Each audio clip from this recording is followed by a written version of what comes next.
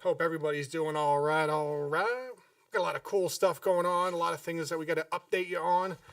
Want to give a shout out to my boys Mikey B and Wayno. If you guys are tuning in out there at some point, showing you some love here on RugDoc. All right, yeah, we got a couple of things that we did. I spent some money. I added some cool shit, and all for your benefit. You can check it out. I'm going to do some quick tweeting and alerting and making sure everybody knows that we're doing a thing here live. So anybody that wants to jump on can jump on. Give me un moment.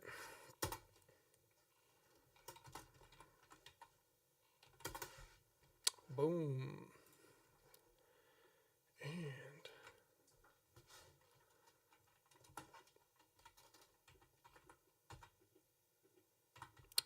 boom.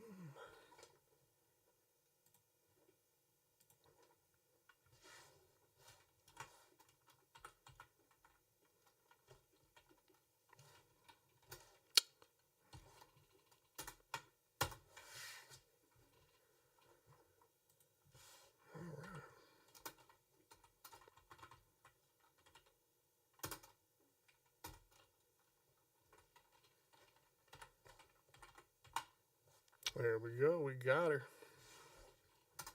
Throw some hashtaggies on this bad boy, and we're going to be ready to rock, man. I'm pumped. Love seeing you guys. Let's do Axie. Let's do Axie Infinity. And we're going to do, I'll leave it right there. Here we go. All right, we'll see if we can get some folks in here, hang out with us for a little bit. I appreciate your time. We'll give you a quick update. Oof. Get to see me tweeting out. Get to see me launching them tweets from the RugDoc Twitter to all 25,000 followers on Twitter. I appreciate you guys for following us, by the way. Make sure you retweet all that. You guys have a site for your suites yet? What you talking about? Got some Discord chat going on.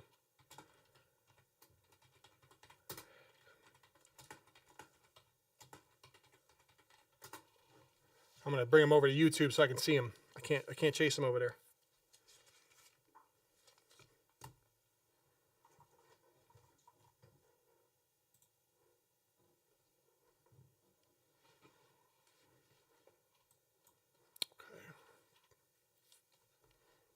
That I got myself centered. All right, good stuff. All right, so we got the farm here with us, as we do. And as you can see, I did add some more eggs. We did some more breeding. I bred 2 different types of Axies. We did a little beast breeding for these guys right here. And I'm going to show you real quick what I bred so you know what I'm looking at. All right. And this is just a typical Imp Ronin triple nut. These are good for that kind of, you know, I got a budget. I'm not going all out. And the reason we're doing these is for scholars. This is scholar. I like the Nutcracker and the Imp Ronin because I could get a really good price on it. So I got a couple of these and I'm breeding them, but subject to change, you know, kind of goes with that. Take a look. 8 playbacks, what's going on? I will pin, by the way, I'm going to pin the Discord so you guys can find it. So you guys can all find it. That's where you can find us after hours when we're done with all this. I'll pin that up there for you so you know where you can find us hiding out. I got the lights down low. I don't know. Do you guys like the lights low down here, or should I blaze them up? Sometimes I feel like at night it's just a little easier if it's low key for you guys. But we can definitely turn it up. Oh, she Bagsy. Yeah, you know Bagman's in this B. Come in. Let's go. Stop messing around.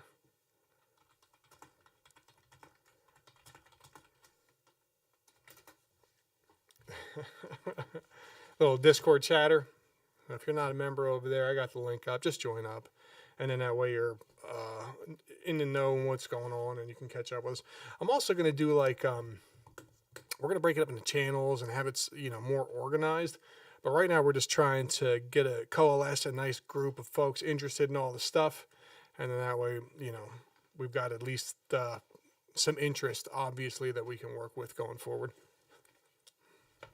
Just make sure too, let me know if you want me to up that. Looking sexy, what's cracking? You like that? Is it good with the low key lights, or should I turn them all the way up? Because I feel like it's it's a little more relaxed. It's not so like but that could just be for me. Maybe you guys want to see. I got some stuff too. Like I got a green screen and I got some stuff we're gonna add. We got some production value we're bringing. Kind of excited about that. But for the time being, this is kind of what we got. I can turn the lights up. You guys tell me if you want to. So I got that. I bred 2 of these beasts, and I'll show you mine. So I got these guys here, and then these are the 2 that we bred.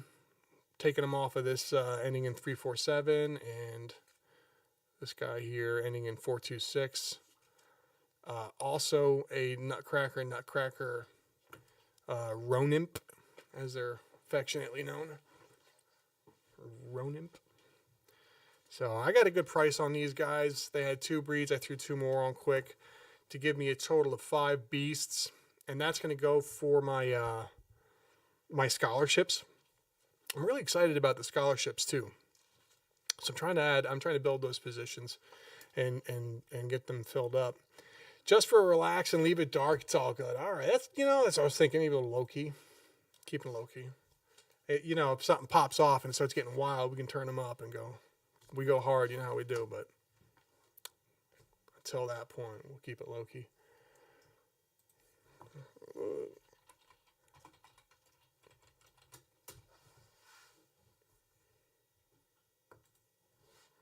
Back on that. Oh yeah, let me check out. Honest to God, I get on here and I got 15 different things I got to do. It's funny. I was talking to some folks in admin chat about that. It's between Twitter, Telegram, Discord, YouTube chat. What I'm actually focused on, I'm actually working on this, and there's people talking to me from every single angle. I need help. So if anybody's interested in doing some of the community management, moderation, any of that kind of stuff, we need some willing sacrifices. Let's take a look here. Okay. Cool. Yeah, we got some group in there.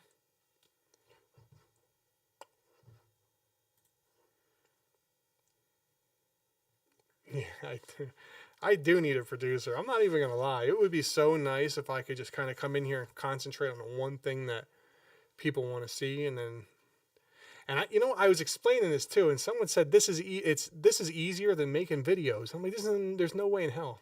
This is like 10 times harder because you have to shove all 10 pounds of that shit into the 5-pound bag that I'm standing here holding. Sometimes it's a 2-pound bag, right? Because I got all you guys wanting to have a conversation and we're trying to go through some stuff.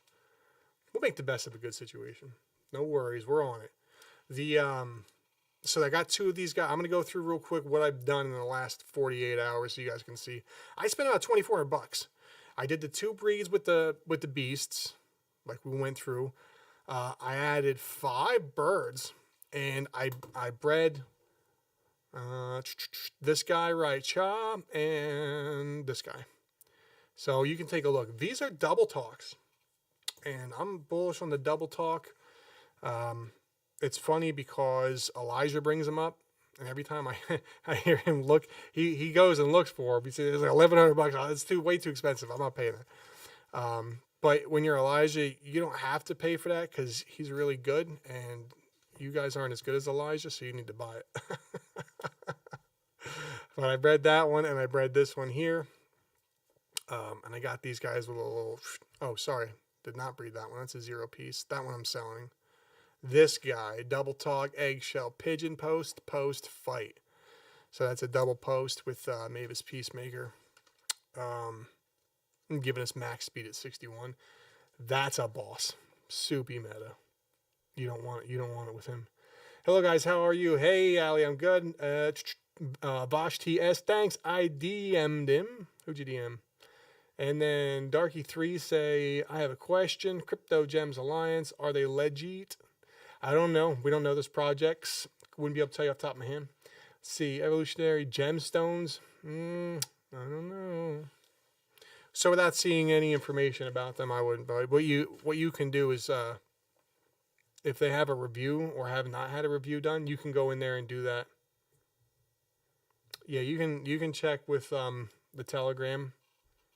We don't. The Discord is just for gaming. The Discord's not really for DeFi stuff. It's a gaming Discord. I apologize. I cannot. You would have to go to Telegram. Telegram will run. They do all that stuff over there. You can run it and ask if a review's been done. That's all they really do. They'll do a review on it. Yeah, I don't know anything about that project. You'd have to check over there. Proof of concept running locally.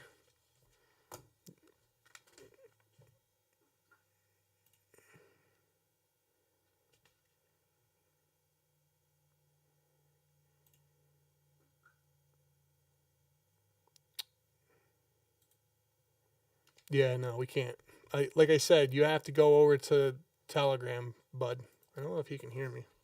Whoever's over in Discord, will you tell him that he's got to go over to the Telegram?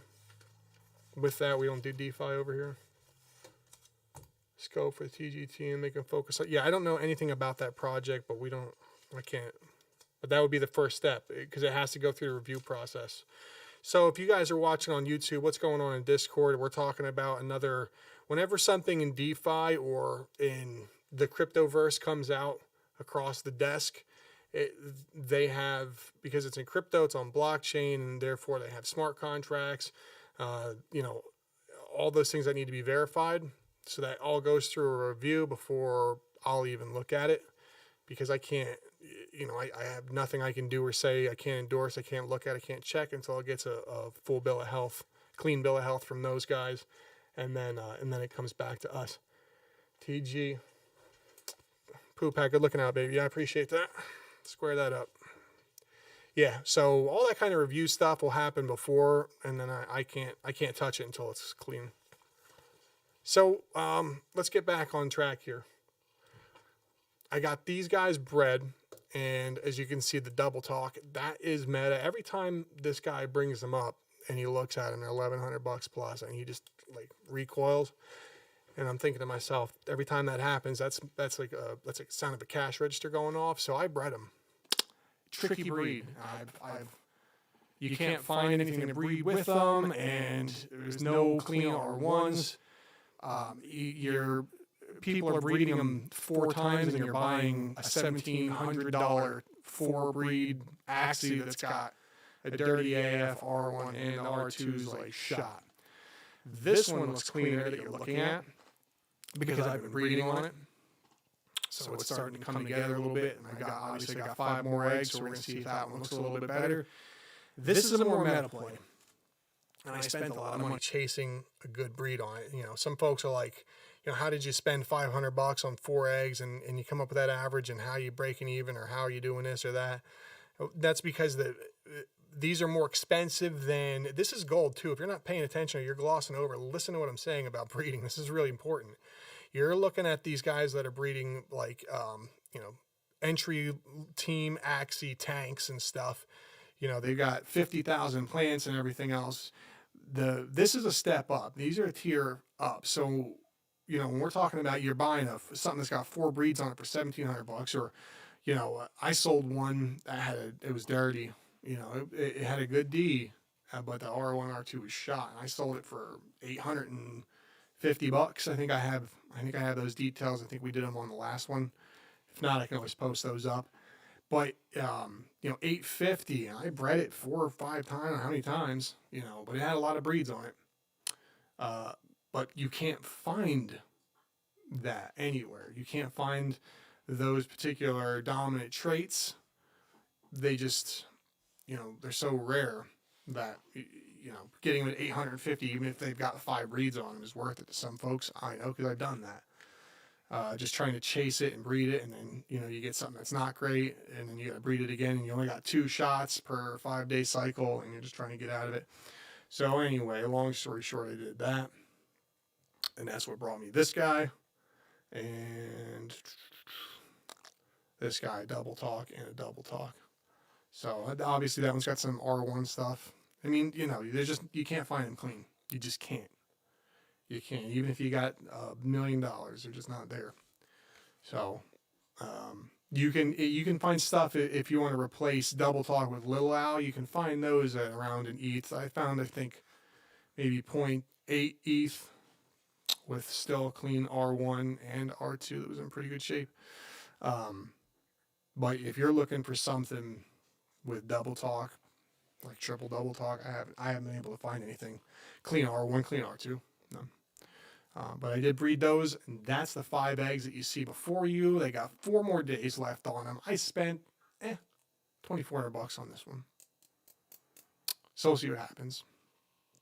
One of those, and this is also worth mentioning too. I wasn't really going to share too much of this because I don't know how much information I should give folks, and this is kind of like, broken stuff. But I found another Axie just like this, maybe a little, not quite as good as this one, and it was going for $2,700 with no breeds on it. Now this thing's been bred up. That one was going for $2,700. If you liquidated it, you could probably get $2,000, $2,100. I actually took a video of it, but yeah. So that one, I'm going to do maybe a little more down the road after I see what comes from it. Maybe I'll do a little video on it, but $2,700, and you could probably get one.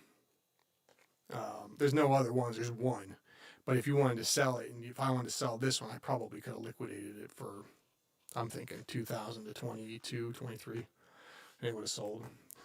People scoop them up because they're valuable. I've scooped up. You guys have seen here. I have a $200 Axie scalp. I actually cleared $250, but after tax and paying the Axie fee, it was like $213 or something like that. So, these come on, and if you scoop them up and you can repost them, I see it all the time, and people make the spread. You're basically willing to add you're essentially just adding liquidity to a marketplace, and then you're getting that kind of arbitrage funds coming in your way for being the person standing in the middle. Somebody needed to get out of it right away. They're selling it below market, well below, so you can scoop it and you post it right back at market. And for borrowing your money, the market will end up paying you a profit on that if you scooped it at the right price. And that's legit. That stuff works. All right, let's get back to chat. Let's see what's cracking. You need a producer, do. Bash was asking. Hold on. Let me adult size you. Let me biggie size. Bash was asking for API access for a DeFi sweep protocol he's working on it. Airdrop. When to enter a farm or to prevent impermanent loss, you're going to want to go over to Wiki. We don't do that stuff here on this one, but I might have a video on that.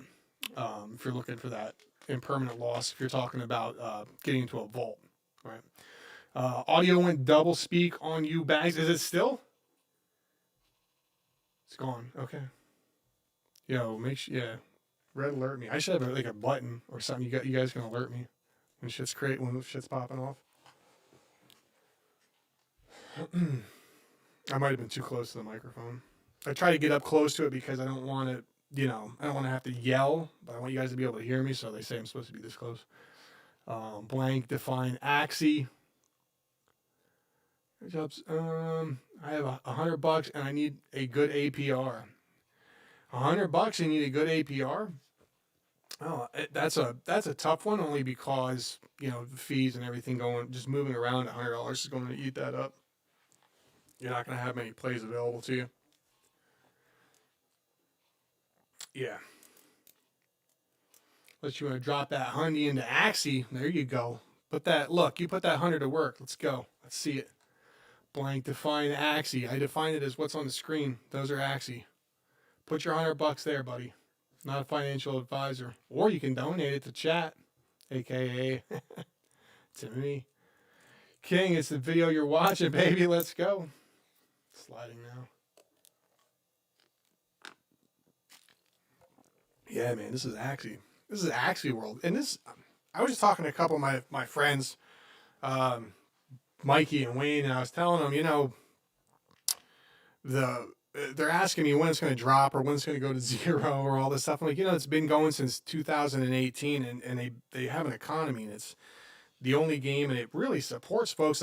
They work doing this every day, and you know, this is how they earn a living. So it's kind of like, if you're not in this world, it's hard to understand it. Now that I've been here, now that I'm doing it, you're breeding, you're watching other people's videos. Like this is their life for the last, you know, 6 months, 12 months, depending on how long they've been in it for, or even longer in many cases. And it's just kind of interesting to see, once you're in that, it just seems like it's part of your regular everyday thing. Like, I'm going to work, let me check the Axie news, let me check my breeding farm, let me check the marketplace. You know, you show up and you do all this stuff.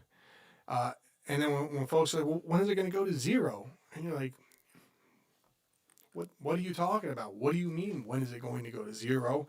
And then you got to think about it. You know, it's kind of like that old poop coin, excrement coin, whatever you want to call it. It's that whole world. And folks just don't understand that yet, but that's what we're doing here. We're going to coalesce, build us a little group, bring some friends in. Because when we work together, the abundance is there. We just work together, we can all make some money, and, you know, there's strength in numbers, especially when they're going to, look, Terra's the next step. Land is coming. We're bankrolled, right? I got some big money on this bad boy. We're going to grow it. And then, you know, RugDoc's going to make sure everybody's good to go. All right, you're going to know what's going on. Airdrop King. Yes, try and explain to a normie that you are making your living battling and breeding Axies. Zero, I don't know, bro, not today. Yeah, that's exactly it.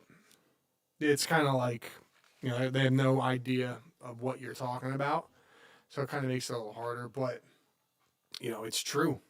There's 100% truth to that. And you got to have that conversation and explain, like, you know, this is like, you know, you go to work. And it's different for me because at RugDoc, and this is what we do all the time. We're all full-time investors and stuff. So, you know, we kind of always do this, but as far as RugDoc, there's maybe one or two of us. I can think of at least two people that are like a big part of like the admin crew that are really Axie focused. And then we actually, you know what, maybe there's 3 or 4. But there's not, you know, there's not as many as there are in like regular DeFi. So it's kind of like a smaller segment. But those that understand what's going on and really do this on a regular basis, you know, it's such an amazing opportunity that it just really couldn't do. I can't see myself not being involved in it. I just couldn't do it. And I was talking to somebody, they were talking about crypto blades. One of the other guys that I'm in admin chat with was talking about crypto blades before, and you know, we have a couple videos on it. We would try to cover everything. There's nothing else really going on right now, so gaming wise, NFTs and stuff. But it was, you know, we had a conversation about that. And I was talking to, you know, my friends earlier about this. If you look at the crypto blades world, they put this thing together real quick. They launched it with no community manager, no communication. And this isn't a knock on the individuals. I'm not trying to shit on a project these guys obviously worked very hard on. Obviously, they did it for money. That's why most people are in this area. We do this for one reason. We want to make money, right? But if your thing isn't ready for game time, you're building a game based on an economy where people sell and exchange and barter, and you don't have an economist as part of your development team, that would be a concern. And then they have problems with the skill sync. That would be a concern. That's a simple gaming mechanic you'll find in many. And I was talking to my buddy. I said, that's just like in Destiny or something. You know, there's ways that you earn all kinds of stuff, and then there's things that eat at it to keep you constantly going. Okay? And why would they not have that figured out? It's a simple gaming mechanic in order to you know, siphon off some skill and keep folks going, and they don't have it. Why don't they have that? And I see people like building this guy. I feel really bad. I can't remember his name because he's a pretty big YouTuber now. But he's got a whole thing on Crypto Blades. He got like 27 accounts and shit. I'm looking at this and I'm like, wow, this guy spent a lot of time on this. And the game is I don't think the game is equal to the task. I don't think the game did right by my man's investment of his time and sweat labor. Hopefully he made some money. I don't know. This project, Axie Infinity, this is the real deal. Okay. And this is what I was saying to him too. I'm going to run through this because I know we got a new audience on here. But when you look at how the game was designed, and you got the two different game types, if you will, with the marketplace, and then you got the 3-axis battle world with PvE, PvP, all that kind of stuff, what I'm sure is going to include land at some point. All that stuff being separate, all of those things being equal, but different games. And then you include the fact that Mr. Alexander Larson, the COO over at Sky Mavis, was a former professional video game player. I know he was on Twitch. I know he was a pro gamer over there kicking ass doing his thing. So that competitive nature is obviously with him. Left, went to learn finance. He went back to school and got his degree in finance. And you can tell because the game Axie is built on that kind of stuff. You see the competitiveness. These guys take it seriously. Like Elijah, he didn't even know about breeding. A lot of you guys are here for breeding because this is an investor channel. We do investing. We like to make money. But, these guys that are on the other side of this, they take this very seriously. This is their craft, and they work very hard at it.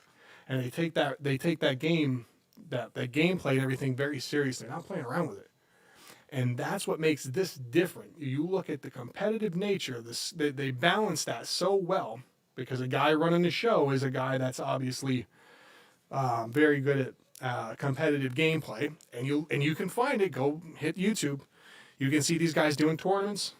They go through all these crazy tournaments and they're spending a lot of money on that for the competitive aspect because it can't be one dimensional. So my friend says, when is it going to go to zero? And I say, what are you talking about? Because they can't see that kind of stuff.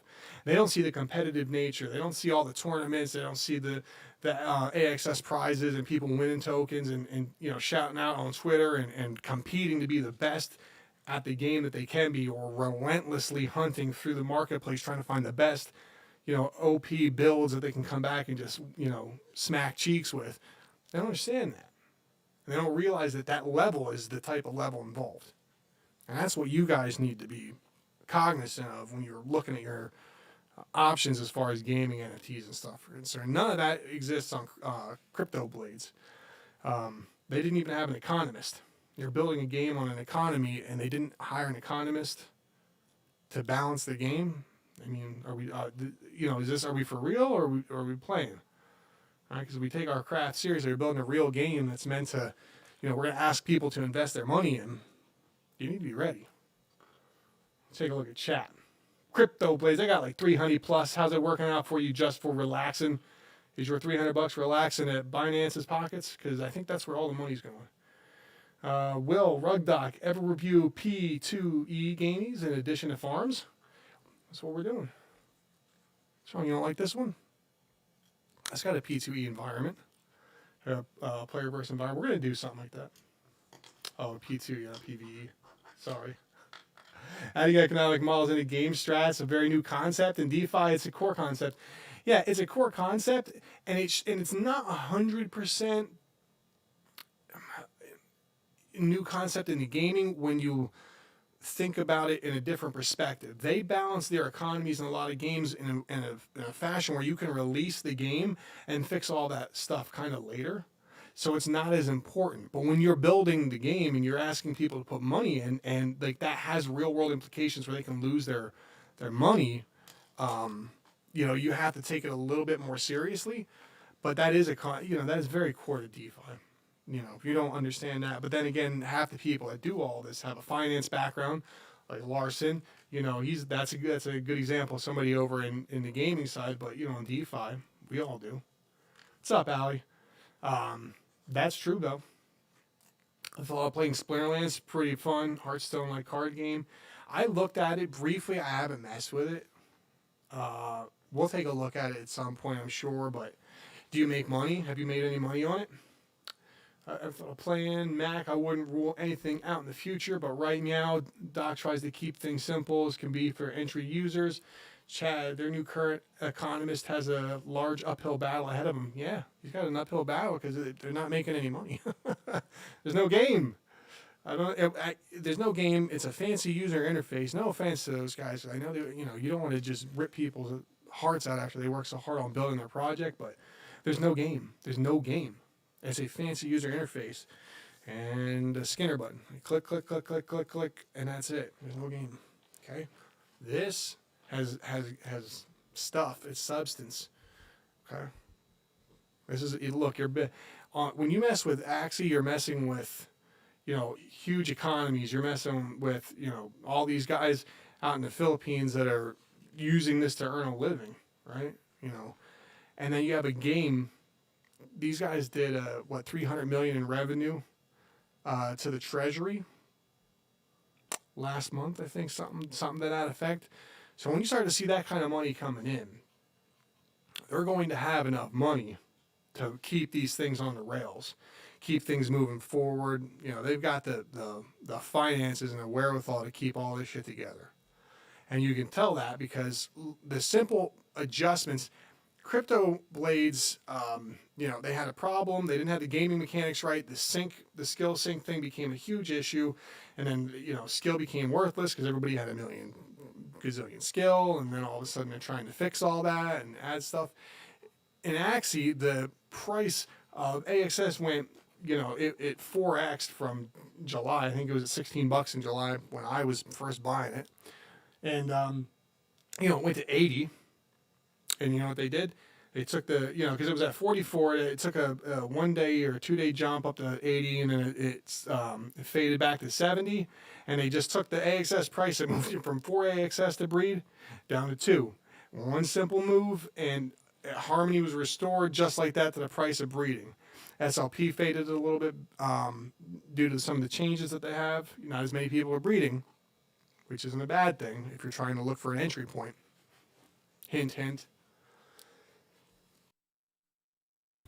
But just a couple of those minor adjustments by these guys that had this down to a science because they've been doing it for years, and things are running smooth. Things are back in balance. Things are running smooth. You can't beat it. Sorry about that. Uphill battle. If they can get that, if they could right the ship, I'd be impressed. I think by the time they get that thing all figured out, there's already going to be 16 other copycats trying to take their money. Because it's not very hard to. There wasn't a whole lot of substance to it. If that makes any sense. I gotta catch up. Where am I at? Early had a question. My man earlier had a question. Maybe you answered it previous vid. How much you need to spend for a good entry point? It depends on what you're trying to do. There's so many different ways you can play this. If you have the correct answer is 0. You don't have to have any of money if you have time, because you can just jump on a scholarship and grind it. So now is a great entry point. Tomorrow is a great entry point. The day after, get you some SLP by grinding, or you can speed the process up and put money in. That's what most people will do. And then you got to figure out what you're trying to do. If you wait too long, there might not be another entry point like this low, which is the problem. I don't know. If you have it. I only pay $10 for the spell book. Let's see here. Well, let me catch through the chat real quick. Chad says, I do want to try Axie, just don't have the funds. I actually want to start a YouTube channel myself that just focuses on crypto gaming economies. The problem, Chad, is there's one game. There's a couple other ones out there. I know. But it just doesn't seem. What's that guy? The Crypto Stash? I think that he's a YouTuber. He does a lot of that stuff. Got a really good channel. I watched him. if you're gonna focus on building a YouTube channel, it might be good, but you got to go in and do it for real. Build the YouTube channel, and that revenue would then help supplement your gaming. I only paid $10 for Spellbook, which is needed to start earning the games in deck. Oh, this is for Splinterlands. Spellbook, which is needed to start earning the game's DEC rewards, and I've tripled my investment in about a week. Plus their airdrop in SPS. We could take a look at it. If you have some best practices, are you in Discord? Leave some stuff in Discord and I'll look at it. Because if it's something I can add content-wise, I want to cover more stuff. I don't know what I can add. I don't want to add any more games that are not for real. I just don't have the time for them. Honestly, I got so much stuff going. Axie takes up a bunch of my time. And then what's going on around Axie, like, DeFi land and regular investments. I also do real estate. I'm out there. I got marketing campaigns and stuff going for real estate. So it's hard for me to get away from all the stuff just to try another game if it's not for real. So when I saw Crypto Blades and I was kind of looking at it, I had to spend some time and look. And I'm like, no, this isn't legit. And I also have some people that I trust, very, very close people I trust in my network that are at RugDoc that, they're going to be 100% with me if something's good to go or not. This Axie so far is the only game that anybody's really invested in. Here we go. It's gone. I don't care about the revenue at the moment. Laugh out loud, a day job as an engineer. I blew like $5,000 this past weekend getting into a lot of crypto games. Hell yeah. I hope this is one of them. Shit, you're spending $5,000, man. You could do some damage. Maybe you got the vid open, different windows you're opening up. I doubled my investment with my first daily quest on Splinterlands for 2100 DLC. Just from relaxing. I can take a look at it. Derek, what DeFi farms do you like? This is really just gaming on this part. So I don't have any farms for you. But what we do is you can find a lot of that stuff at RugDoc.io. And if you're on the Telegram too, Derek, go to the RugDoc, the DGen doc. If you go to the DGen doc, you'll see, because all the admin are in there, they're posting stuff, and they have another one. I think this one is a pay service, but they also go through the exact things that they're in, their plays that they're getting in, because DeFi's coming back. I think it's called FarmDoc. I don't pay for it. I have all that stuff available to me, so I can't remember if it is or it's not, but I do know that's a big one for those guys. But if you're looking to see what a lot of the people in RugDoc are looking at, or in the group in general, go to the Telegram and go to the DGen doc and check that out. Yeah, FarmDoc blank's got that. That's where they put a lot of the actual admin, or in whatever they're in, they put it in there. And I try to go in and check that stuff out too, just to see what's going on. The biggest one I think over the past few days, though, I can tell you, I know, was Stadium Arcadium. I think it was like the biggest one, but you have to go and check. To be honest with you. Sorry, I got my notes here. I don't want to make too much noise with my paperwork, but I got my notes. They got some prices on it, so I was at $2,400 on this fresh breedy. Like I said, I had that $2,700 Axie. Not $2,700 to me, but that's what somebody else was selling theirs for, and mine was better. And I bred that with another one that I had that's badass. So hopefully I make some money out of that. We're gonna find out. Chad, my engineer friend, dude, are you? If you're still here, I haven't seen you in chat in a second, but if you're still here, what did you put your 5K into? If you don't mind my asking, what games are you messing with? Eric says, what's your most efficient way to get AXS token and SLP inside your Ronin account? I just did the Uni and the MediMask, and holy shit. You're not wrong, brother. You're not wrong. If you're not in the U.S., from my understanding, you can do it through Binance. I was trying to do it through Binance, and then I realized I have the .us, and I'm just too lazy to figure out how to mess around with it. In the States, I would need a VPN. I have one.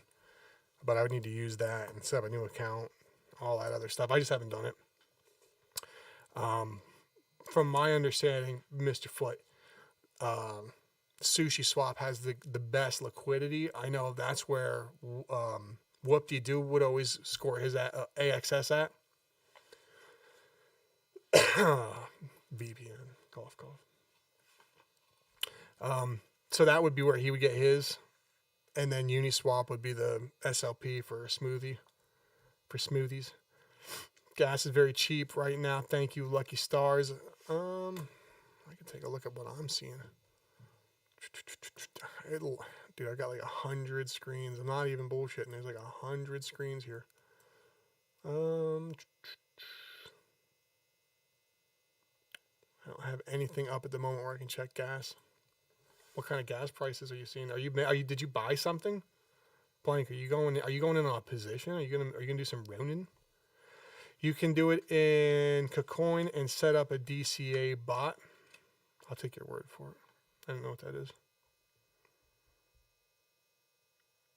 Chad, no, not yet on Axie. Probably next. Wait, you spent $5,000 and you didn't put it in Axie? What the hell did you buy? Dragonary, Splinterlands, Crypto Blades, got them, which is on hold because, yeah, not any good. It's not a game. It's not ready. They're not ready. Chad, you must have missed that conversation. You could have just taken the $5,000 and thrown it out the window or just put it in Axie, which is a game that's been going on since 2018. It's like a real game.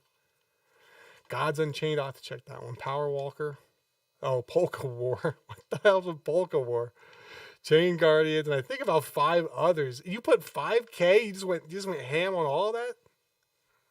And he goes, I got the money. Shit, I got the money too. But you guys saw I put $2,400 yesterday in this. This is up over 20K. It's a thick position. It's got some thick cheeks. I'm gonna milk these cheeks, make some money. A whole list somewhere. I don't know where I put it at the moment. You got $5 grand. You're like, I don't know where the list went. If I find it, I find it.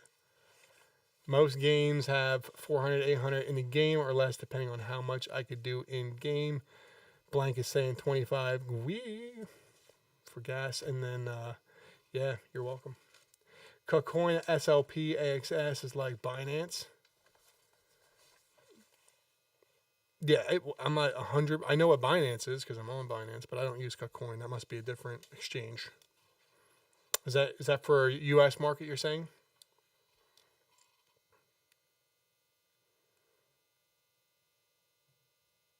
See, I don't know what would be the difference. So why would I use that instead of just using a, yeah, why would I do that instead of just using Sushi Swap or Uni if I'm already in there? Because that's the thing, the money's there. You just swap it and go, or I'll pull stuff out of Ronin into my MetaMask and then I'll swap you and then I'll go back in. And that's the thing too. Like I got notes because I got to take all this stuff, write it all down, make sure I do my math 100, double check it before I take any money out, before I buy anything, because one mistake can cost you $50. And if you already went back to Ronin, it'll cost you $50 and then $50 to go back into Ronin. So you're at 100. You'd be like, you short yourself SLP by like 100. You better just go over, keep a little extra. That's the thing. You can only move in weight. I only move in weight because you can't just dip. It's not like Binance where you can just do a quickie. Oh my bad, I messed up. I shorted myself 100 SLP. Let me go cop. And by the way, I did that when I was first setting up my account. I wasted so much money. I was like, let me just see. Let me just try this. Let me try this. I'll buy just enough. And then after the 3rd or 4th time buying AXS and taking it into Ronin, I was like, oh my God. I'm getting like bludgeoned here to death. The numbers are just outrageous. The numbers here are just outrageous.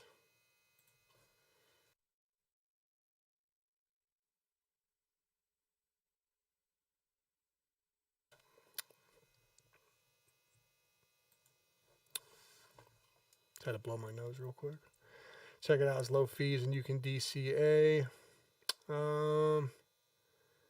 Coin just dropped their own fancy blockchain. So you're going to have to, yeah, I'll have to look at it. But what are you going to come back and forth? Coin, it's like Binance, but for the US. Coin dropped their own fancy blockchain. Yeah, check it out. It's low fees and you can DCA. I'll put it down in my notes.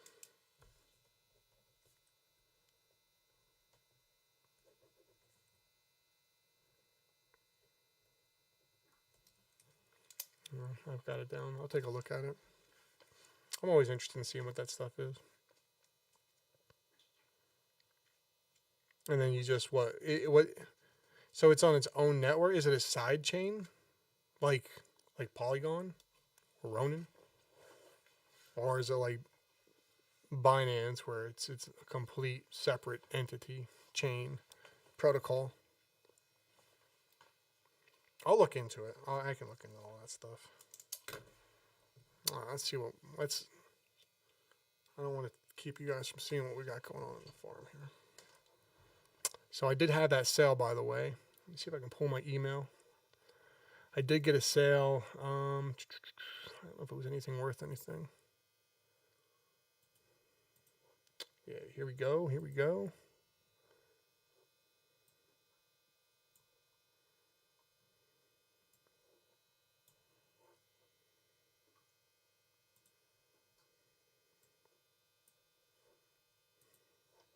Yeah, so I got this one out for 0.11 ETH. And this one sold. So this is part of that 4-piece that I had last week. I turned around and sold one of the parents for $850. I think it was $840 was the actual number. And then after you come down through the tax, I think it came to $800 to the good. And then I sold another one of that little crew for $400, $500. I think it was like $450 for that. So this one sold for 0.11. So yeah, at $2,000, which I overspent because I was getting that. I was trying to breed this very specific thing. It cost more money. So I was willing to take the loss short term, but I still didn't, because even the parent was breeding. Even the parent that I had bred was selling for an absurd amount of money. So they paid me $850 for it. Yeah, so this for 0.11, it netted me $313 because I had moved all that out. So we do got some cool stuff here, and I do have a scholar team too. Pow, sick.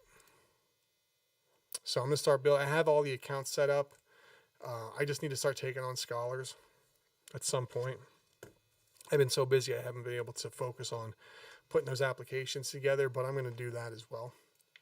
And these are some. I thought these were pretty good. Look at this. Look at this. You tell me you wouldn't want this Axie for a scholar. This guy's got. Look at that D. Look at that R1. You just want to put that R1 all on you, don't you?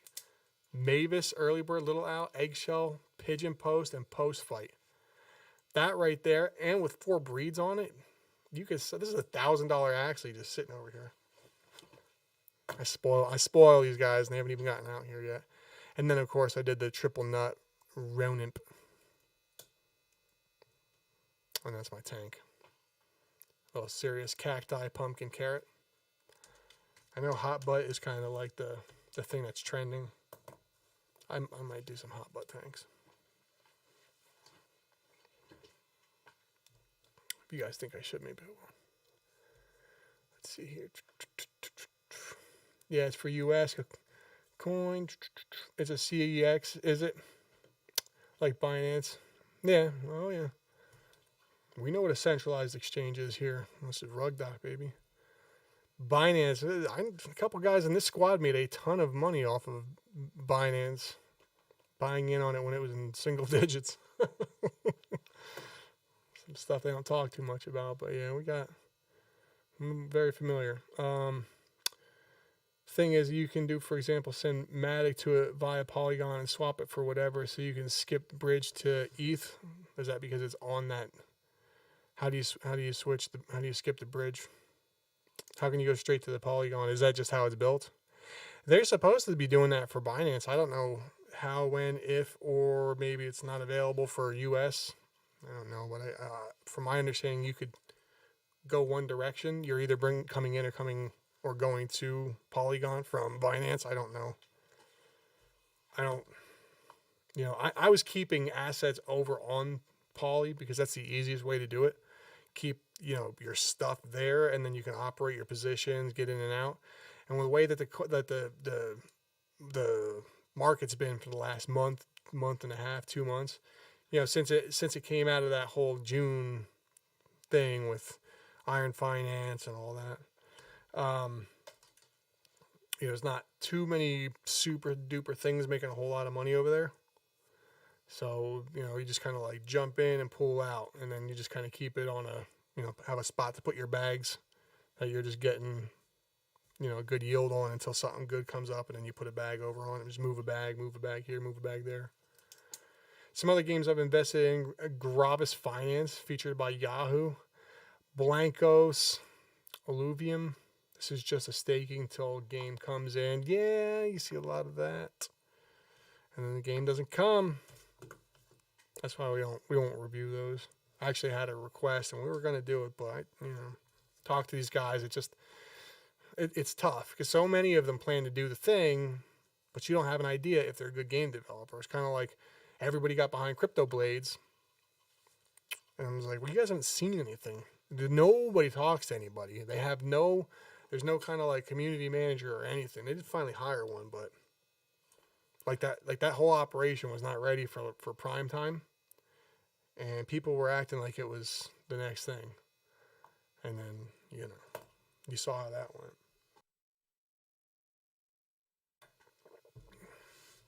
I'll have to take these into consideration.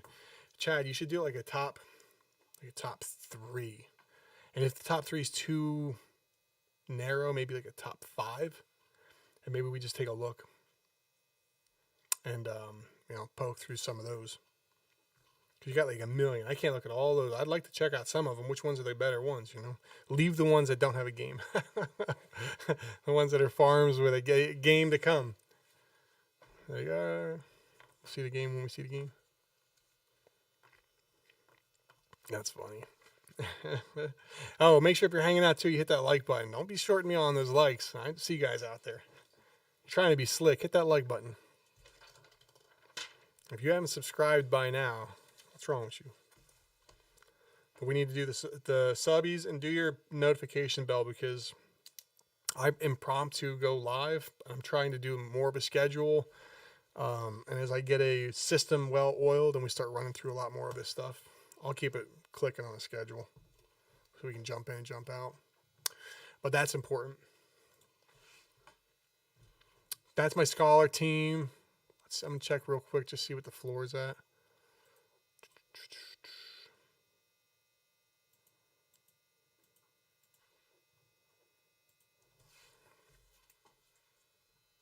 Okay, that one's not available. Not available.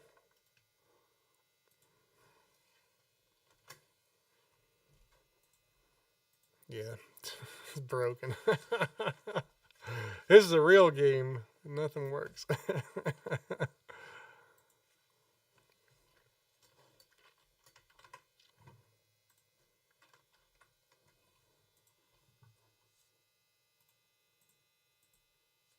Yeah, it's done. I see that happening too. Blank says, I got some money in some CCG NFT coming up on BSC. Nothing so fancy as Axie. Yeah. It's important to have your bags split. I mean, this is RugDoc, so we always pound people over the head with that shit, because they go into a thing and then they get robbed, and then they're like, oh, but I got lost all my money. We're like, I told you, split your bags. But I don't know how much bag splitting you want to do with NFTs. There's only one NFT I'll do. I just don't, unless it's got really good utility, which is that was the purpose for this. The use case kind of came down to that. Hit that like button. I see more people popping in here. Make sure you hit that like button, guys. Let's hit that. Let me get some love so I can push myself out to some more people. But yeah, that's what I was thinking about when I was looking at NFTs. If they don't have utility, it's kind of like, what's the point? I need to have that, to be honest with you.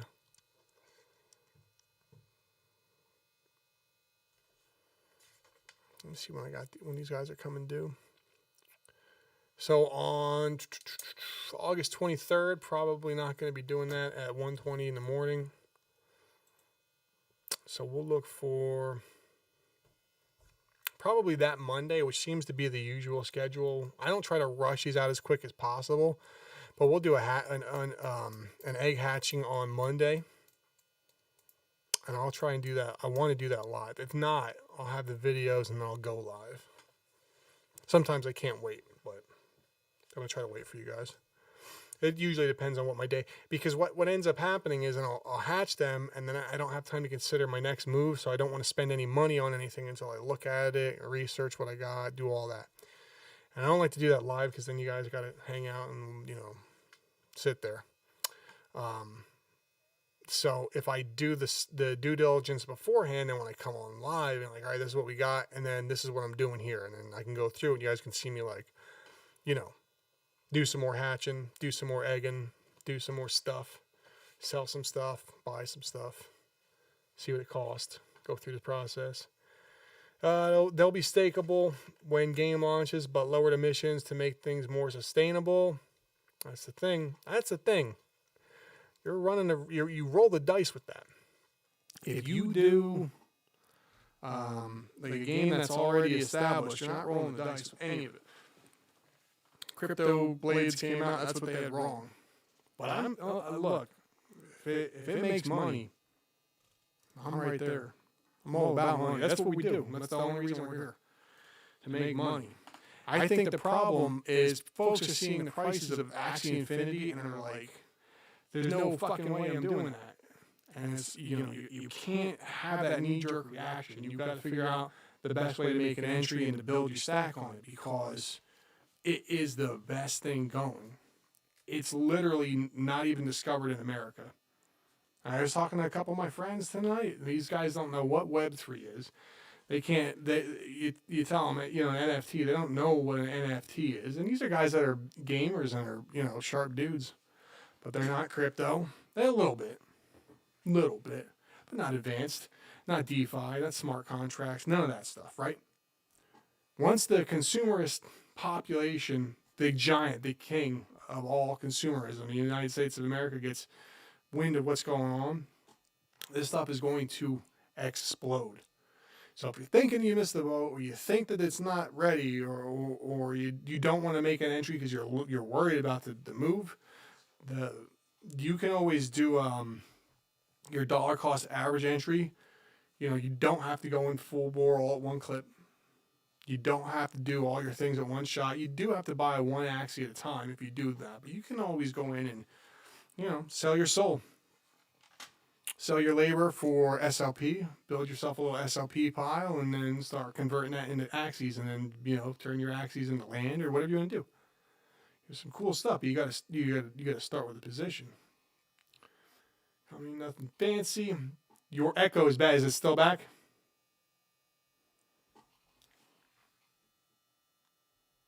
Oh, maybe it's because I have my headset on. Here, can you hear an echo now? Let me know if you can hear it. That should probably fix it. I have a soundboard here, and I do have some. Yeah, it's still there.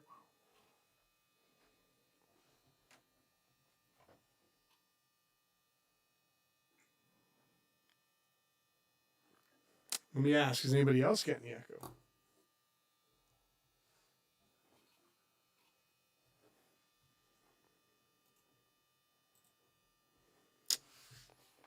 Sometimes that can do it. Is that still there? Still there now? Now it's not. Now it's good.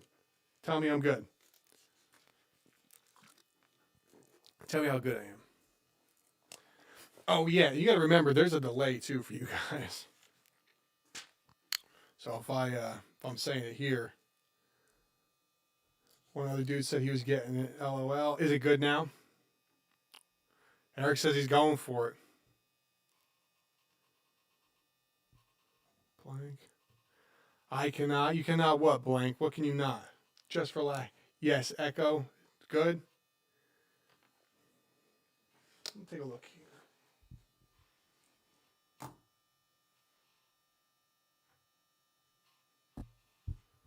YOLO. Yo. So there's nothing coming off the board. I got a clean sound coming in, so it's got to be the software somewhere. The fuck?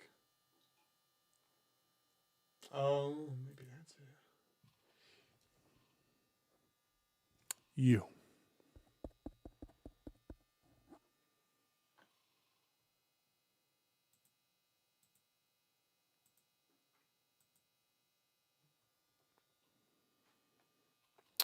You.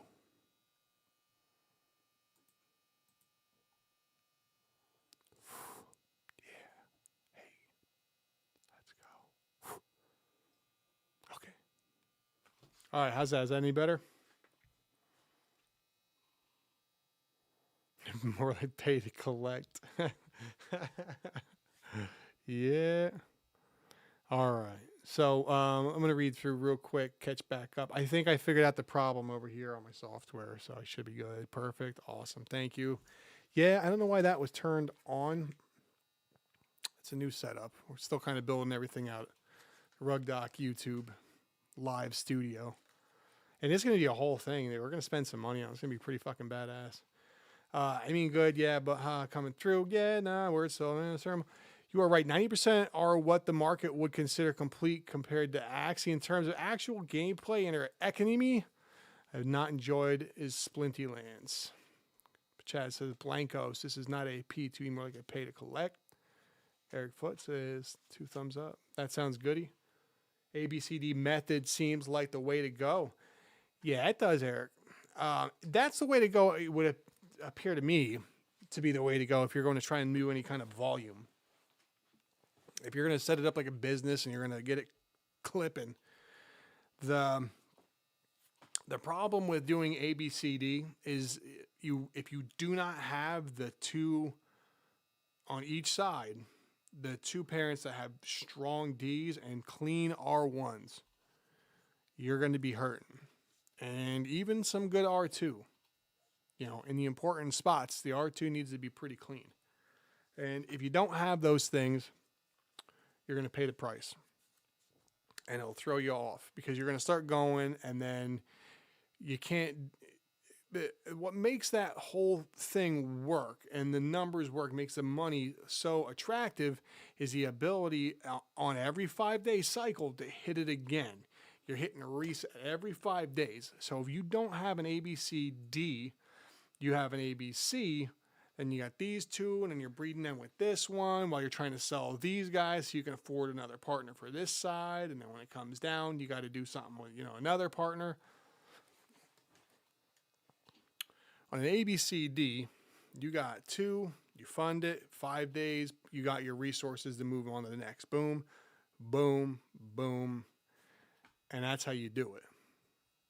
Oh, the time, the efficiency involved in that is really what makes the money. And if I were doing it again to start over from the top, I would have done things a little bit differently. The breed that I got into, super popular, super low as far as like investor price for entry point. So investing in something that's a little more niche,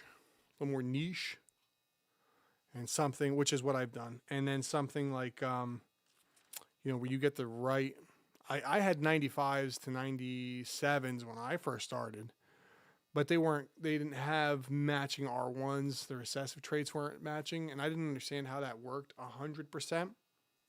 It was a trial, look, I came in here with my own money and blew my own money on it. So, it is what it is.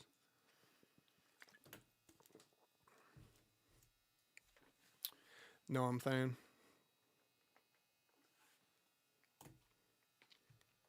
That's all you can do on it, to be honest with you.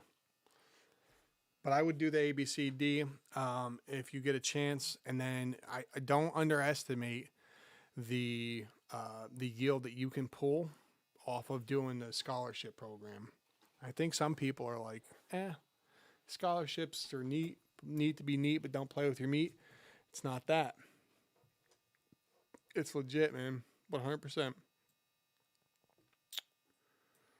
move this over here. Let me see what your numbers are. Or do I have it up here? I do.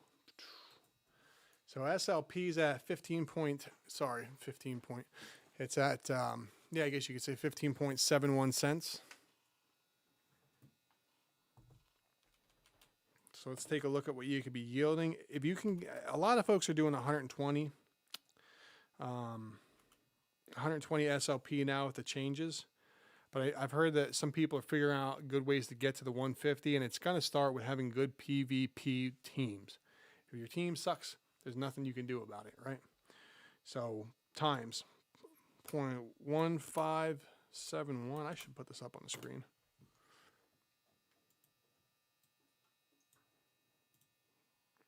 Okay, so I'm at 0.1571, and we're going to times 120 for SLP. This is the average gain for a scholarship Axie team. Okay, and then we're going to half that. So you're looking at $9.42 per. And this Axie, I think the SLP number right now is low. I do see that rebounding as soon as folks come back in because SLP is now harder to generate. It's going to push that value up. The reason it's lower now is because there's a big sell-off going because people were getting in. They were following another YouTuber and they came in trying to make all these beast Axies and that. Now the whole market's flooded with them everywhere because, you know, they didn't do their research. They didn't do their homework. Okay. But at the moment, $9.42, 43 cents. Okay. And that's going to be a day. And then we do 7 days because we work like animals. You're looking at $66 per week per clan. So let's say that you got 10 teams. You could be doing $660 in Axie scholarship gains every week off of just 10 teams. And I have enough Axies here to do 10 teams, right? So I could just put them to work, take my 660 and call it good. Okay.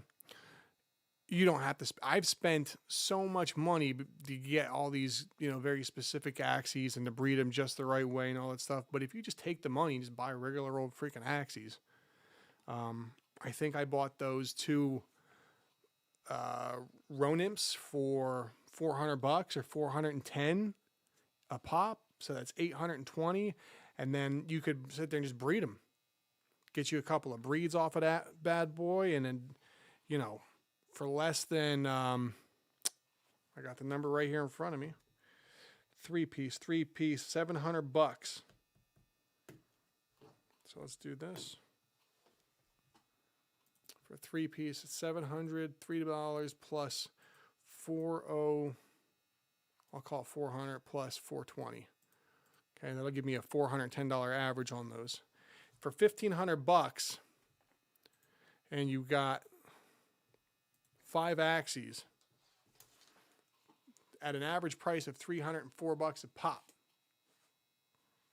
If you can get that a month and throw that in here,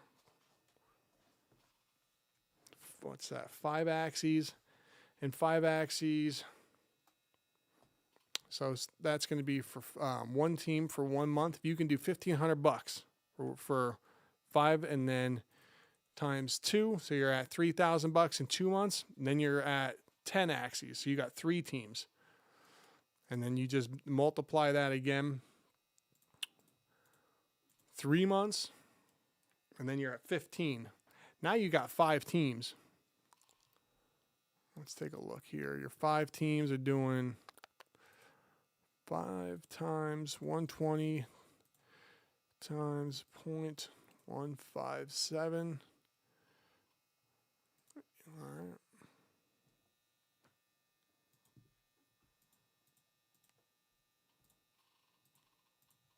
$330 a week off of your 4,500. So let's take that. 330, 4,500. 13 weeks. Okay. So in 3 months, you'll have paid that off with your Axie investment. And then you got a bunch of teams, and you got money coming. You got positive cash flow, which is then something where you can use to breed because you got SLP coming in. So you're getting it at a better rate. If you can start building those positions, my guy Chad came in here, said he put five grand down on, I don't know what the hell that, you got 25 games on there. But if you took that 5 grand and did this method with it, you could start generating with 5 grand, you can start generating that kind of an income. Passive. You don't got to go to work. How many of those would you need to replace your engineering salary?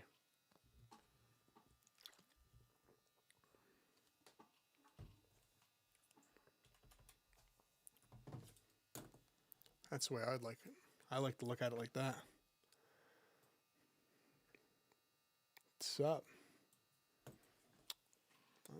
I'm just going to push this over real quick. Hit this to live stream. Discord, what's cracking?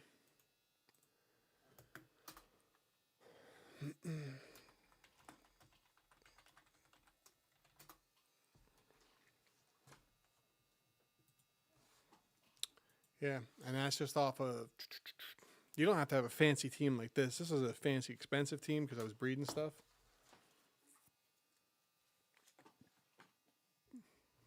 Fifth watch, or what's up, bud?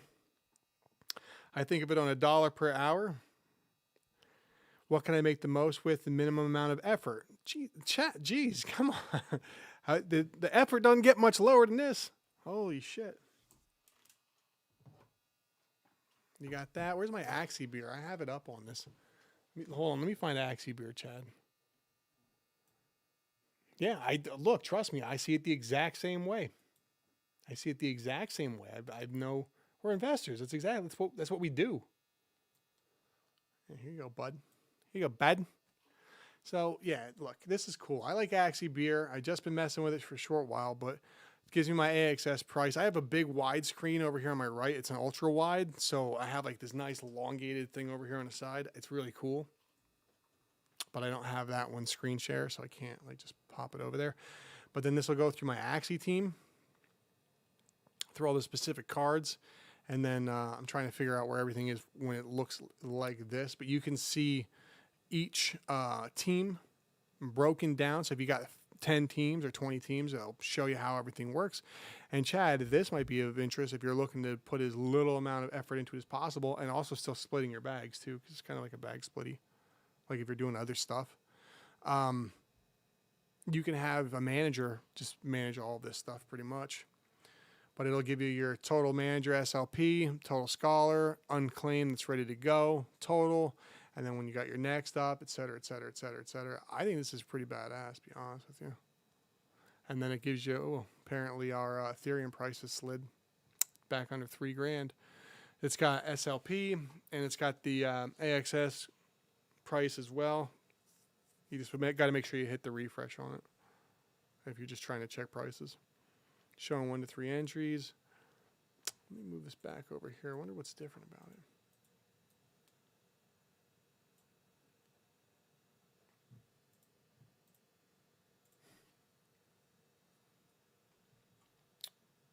Oh yeah, I guess it just consolidates this whole view with that over there.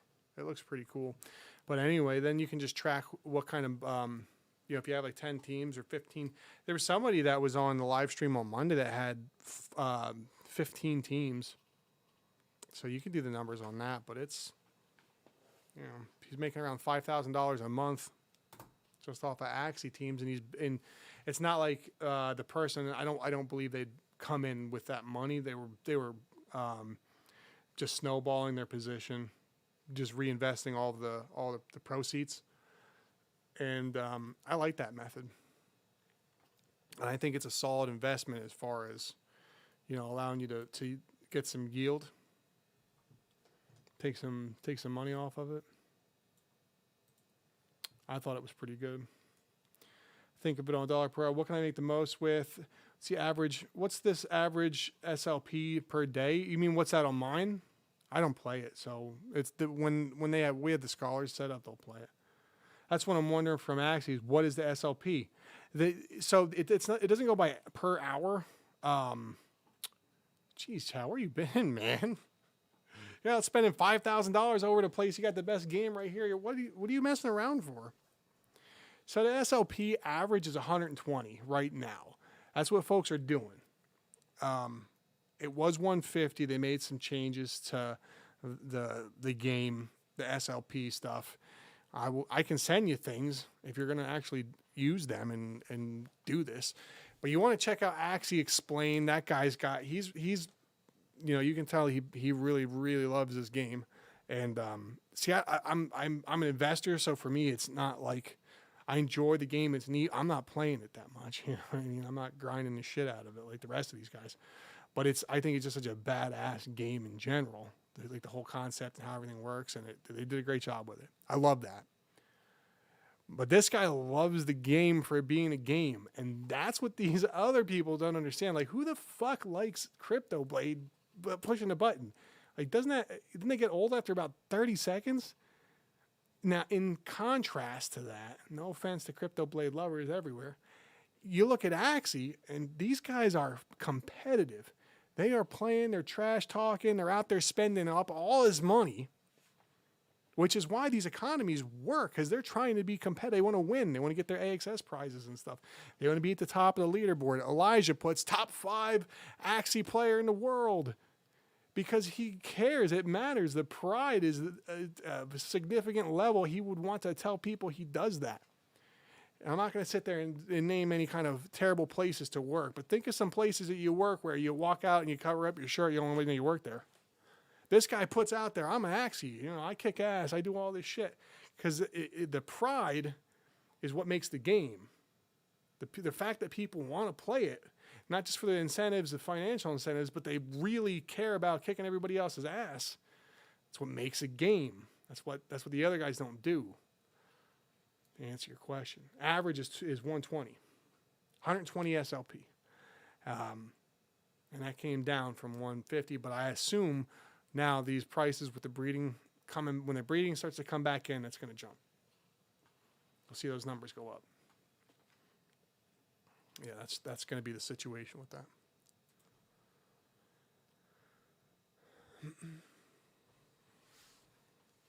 Let's see if I can get back on there and check the floor prices yet.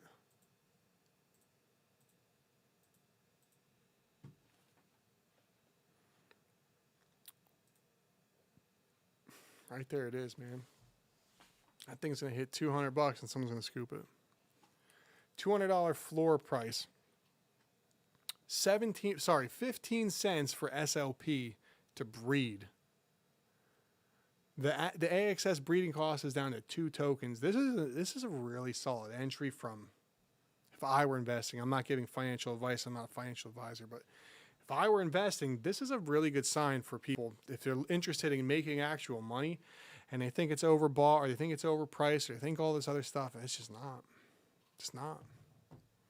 It's not. I mean, it's different. I see it from a different perspective because I'm out there buying and selling super expensive Axies. So I can see that the liquidity is there. Somebody's paying for these. They hit the market, they get scooped, they sell. I do it all the time. That's a non-crypto. So in terms of the crypto blades just being a clicker, there is a game that is called Cookie Clicker, and all you do is click cookies, pretty much the whole game, and has a good following. That's a non-crypto game. Yeah. Yeah, they used to, we were talking about this in chat. They had a game called, what the hell was it? I can't remember the name of it, but it was basically like a text game. And you would say, hey, I'm going to go here or there, up, down, everywhere. And it was different. It was interesting. But that was like in the 1990s. I mean, you can have some of those fancier things or other games like that. I mean, they're usually generally pretty easy and a good following for something like that. So I'll put it in, this is my perspective as a capitalist. I don't know what Cookie Clickers gets. I don't even know what Crypto Blades ended up getting, but they netted a lot for Binance because I know it passed Ethereum as far as protocol revenues from fees and shite. But, Axie just hit the $1 billion in revenue mark. That's like, when it was 7 million year to date, or not year to date, 12-month period, in June. May to June, I think it was at that 7 million, and now it's $1 billion in revenue in 60 days. And it's Pokemon. Like what am I selling here? Like who? I don't know about cookie clackers or any of that, but I know what 7 million to $1 billion looks like, Coming from the business world and knowing capitalist understood, right? It's a little bit different than crypto blades or some of these other things. So I'm still working my head around how people kind of see that stuff. But if you're looking to be a serious player and an investor and make some money, phew, how do you get better than that? Cookie Clicker is a free game with just ads around the edges of the browser game. Yeah, I bet you they make a fortune too. There's some games like that. My brother used to play this game. What the hell was it called? Slingo or Slango, something like that. And Schlingo, some shit. And he made good money. Not money, but they made good money from advertising dollars and stuff. It wasn't a pay for anything game, but it might have been. They might have had some kind of like premium component. But as far as I understood, it was just something neat to blow time. And the time wasting stuff is cool.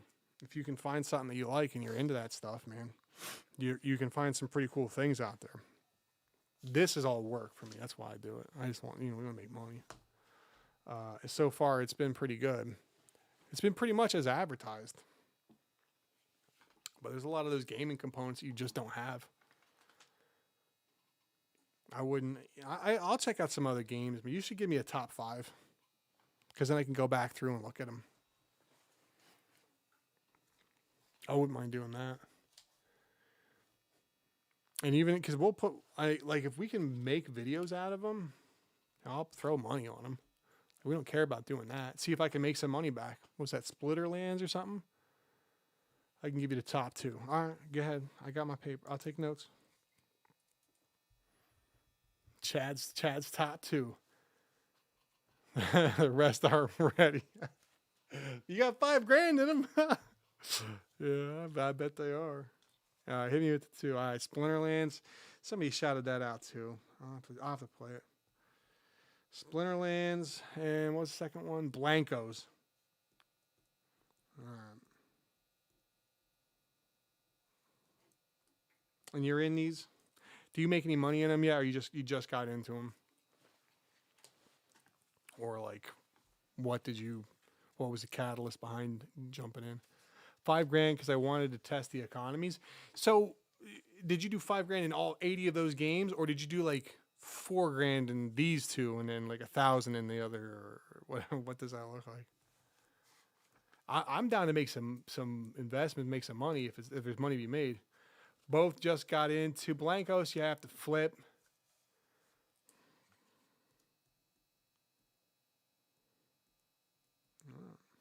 Football season's coming up too, so I got even more stuff competing for my time. Let's go Eagles, baby. Where's my Eagles at? Fly, Eagles, fly. Yeah, I'll check them out. I don't mind doing that. Some only $50. Yeah, that makes sense. Yeah, I do that too. Sometimes, if, you want to put a flyer out there and just see where it takes you. Highest was 800. That was Splinterlands. And you just started on that. You got to make sure if you're not in the Discord that you comment down below how that's doing if I don't talk to you in the meantime. But if you want, just pop in the comments or something, just leave a comment. I'll see it. I like to know how those are going. And is that the kind of game where you can earn money off of winning, or is you have to open the card packs and you get lucky and you sell that shit, or I don't know. I can look at it, but I'm just curious. I'll put my notes down here for Splinterlands. Definitely. You said Blankos is a flippy. I'll take a look at him. Yeah. All right. Take a look. You convinced me. I'll take a look. Look, I'm not above doing any of these. I'll try them all. I just don't want to do any poop. There's a unique feature to which one? To Blankos. I like that. Anything where there's renting or leasing involved. Anything where there's a revenue stream. Yeah, if you find some cool shit where you got some good money coming in from the least amount of effort, good passive things, man, message me. I'll jump in them. I won't splash it unless you tell me I can, but I'll sneak in on it. You rent your TCG cards, Splinterlands, yeah.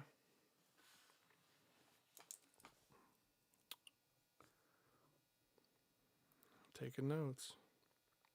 I will fuck with that if it's good. You know what I mean? Yeah. Yeah, go ahead. You can post the link.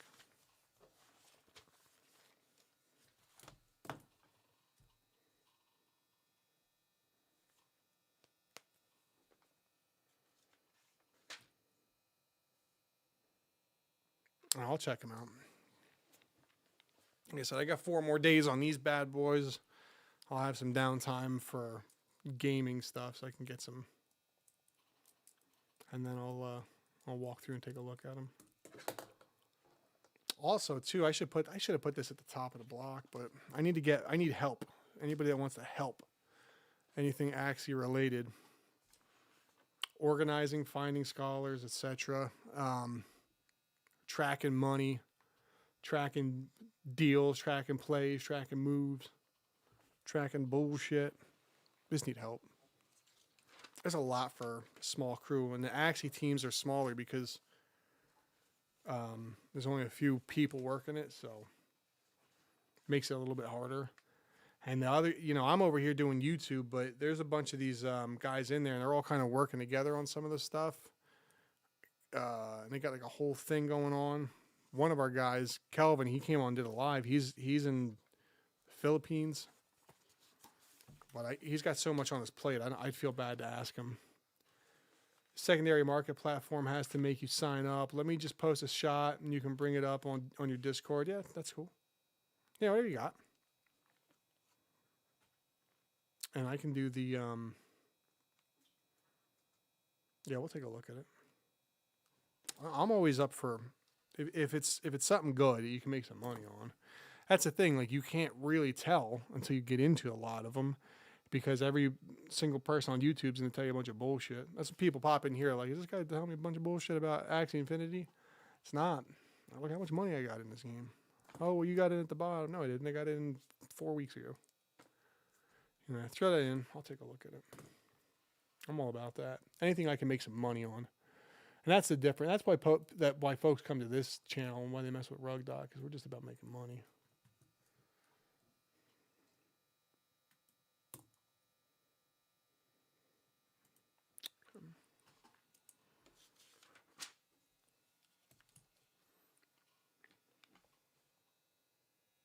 Yeah, I'm down for that.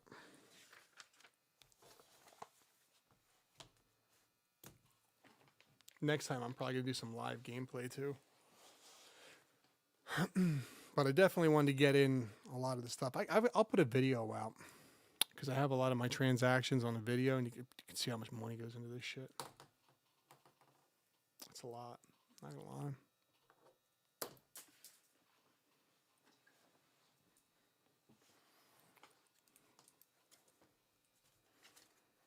Is Drake Ball a rug pull? Don't know. I didn't see an alert. Didn't see an alert. Did you check your alerts? You'll know. Just make sure you sign up for alerts. Relaxing, Jackson.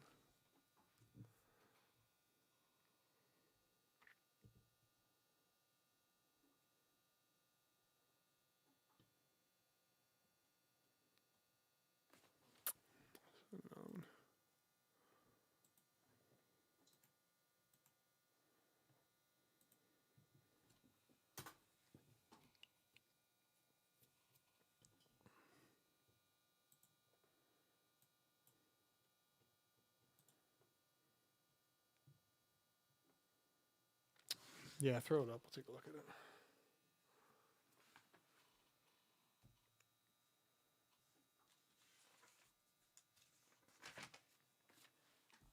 I'm interested. If it's a good play, man, I will definitely put some dollars in. I like to split the bags. I don't want it all caught together. Example of alpha card rent prices.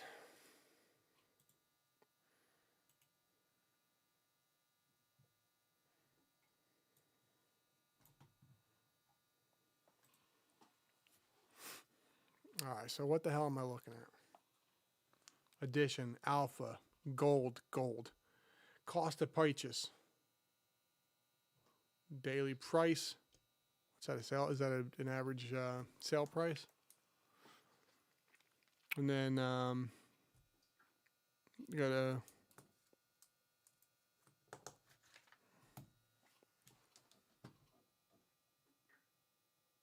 follow BTC News. Oh, okay. Those are the owners.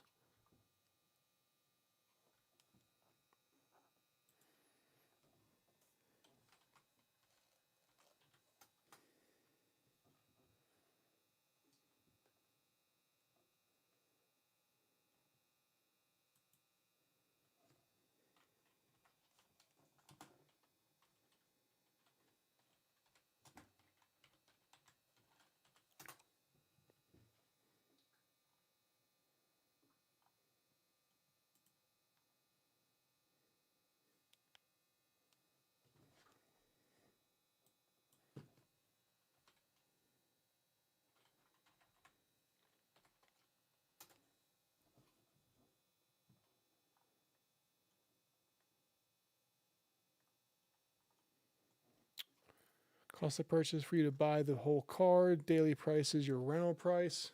Do these things rent? What's the rent? What's the chance? Are you renting? Are you doing this? Michael B, is it possible to be profitable with floor Axies? I hear that it is. I haven't done it, but it's just numbers. It's just math. So, you know, give me your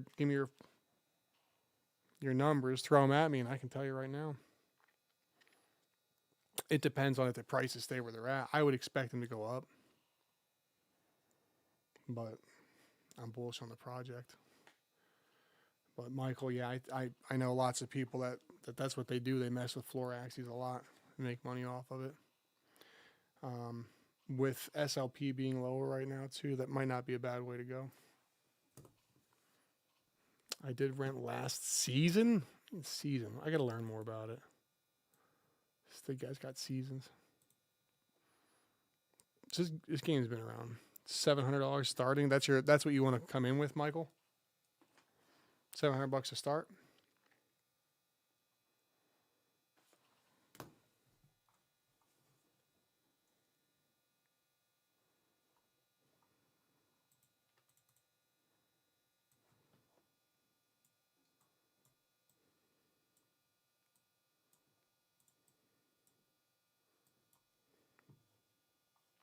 Let me take a look real quick. So, all right, this guy here's got 0 on him. So you could come in there and get him cracking. One's going to cost you, where is my numbers? Smooth Love Potion. So you're looking at $15.71 a pop.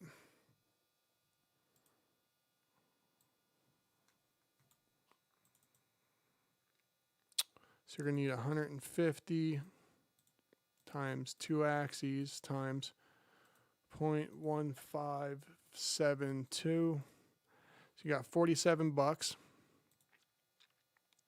What's my AXS price?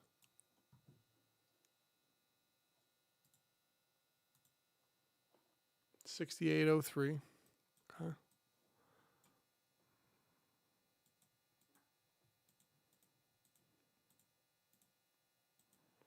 You're at 136.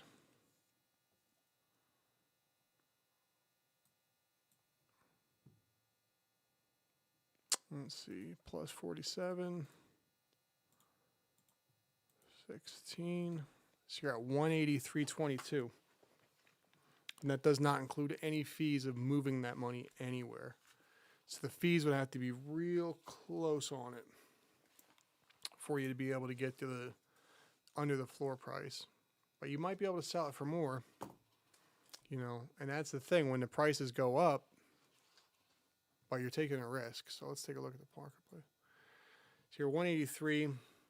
If you can buy those on Binance and move them over to Ethereum and then slide them into Ronin,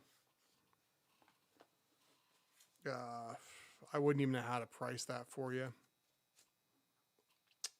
Buying it on, if you were to do it on Sushi or Uniswap. Take a look real quick.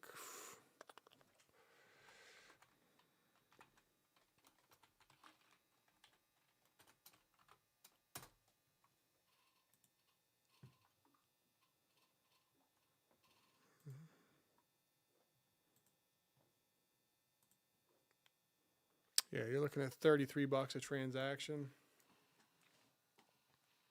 Yeah, so at that, with those numbers right now, you wouldn't be able to get a clean floor Axie out the door.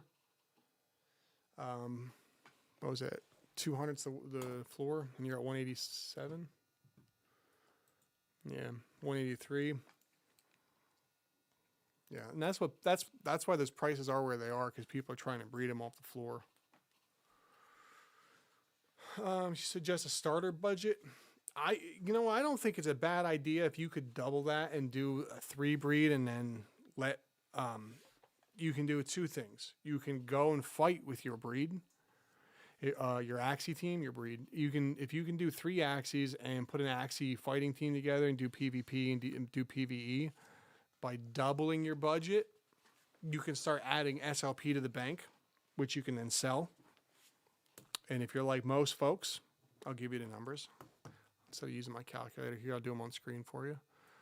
I'll use my scholar team right here. So you get a team like this. Okay.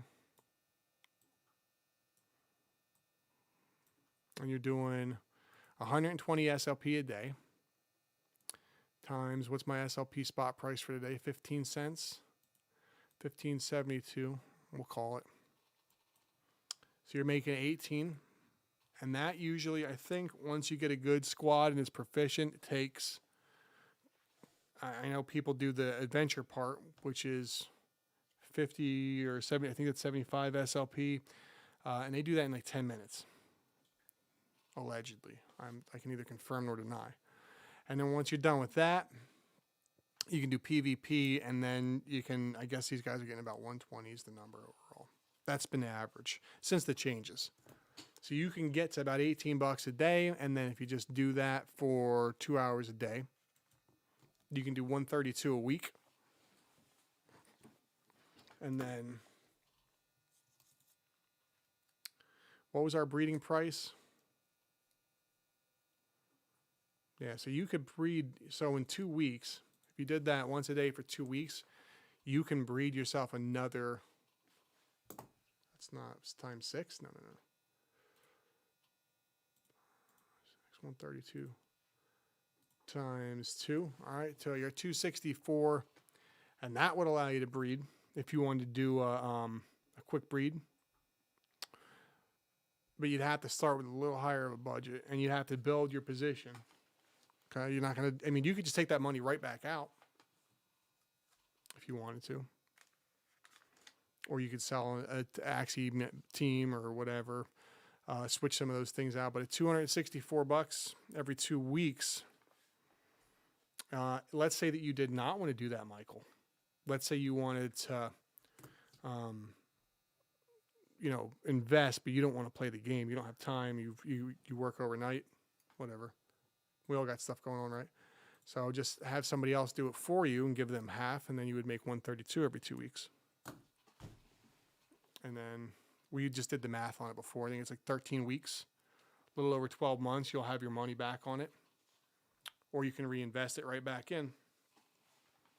And I know that works. I don't know anybody that's successfully doing anything like this on any of their games. Chad, I think, is making a run at it.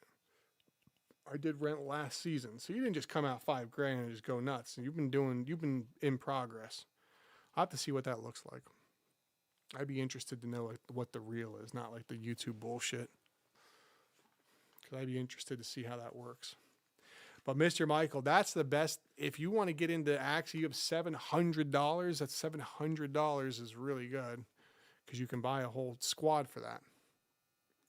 You could do that today. You could buy a whole squad because they're, $200 a pop.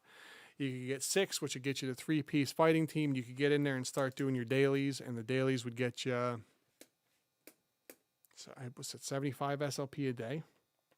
Just off of that, even if you can't PvP, because you got your opponent, because you got a shit team. And then once you get a couple of SLP saved up, then you can just sell one of your poop Axies for a good one or a better one or upgrade or whatever.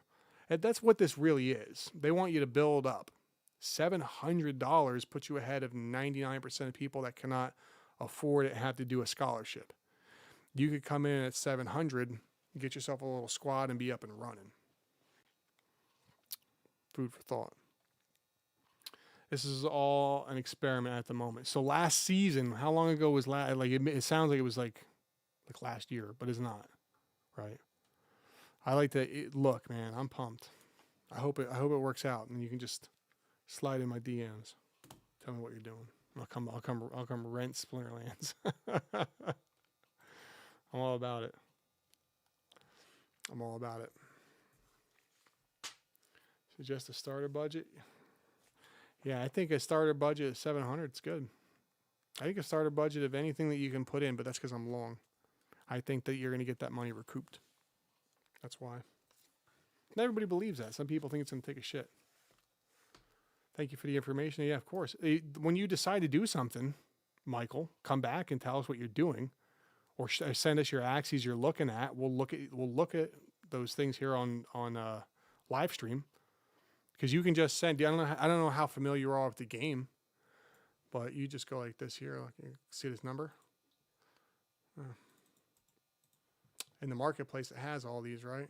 Say this one's for sale, $200. You just do this, copy that, do this guy here, and then I can see it, and then I can take it and scoop it and take a look, and we can check.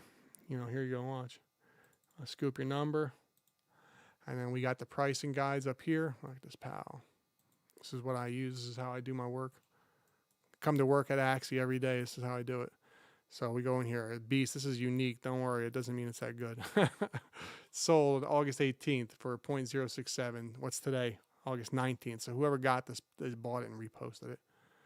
Because it still has 0 breeds on it. There's no other ones to compare it to.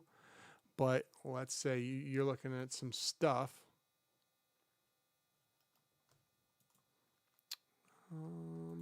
Like mine. That's a bad one to use as an example. This is a good one because this is very common. This is the stuff you're going to see. So this is a good plant tank. So you can do this here, and this one's built for breeding, so it would be a little more expensive. But you can start to see what the breed count is, what the prices they are selling at that they're listed, versus what they've sold for. And then it'll calculate and tell you kind of where it would be in the middle. Now these ones are going to be a little more expensive, obviously. But this is how you can go about trying to figure out a reasonable budget or what would be a good buy for an Axie. You can just put them up, and we'll run through it. I don't mind doing that. Where's my damn cursor?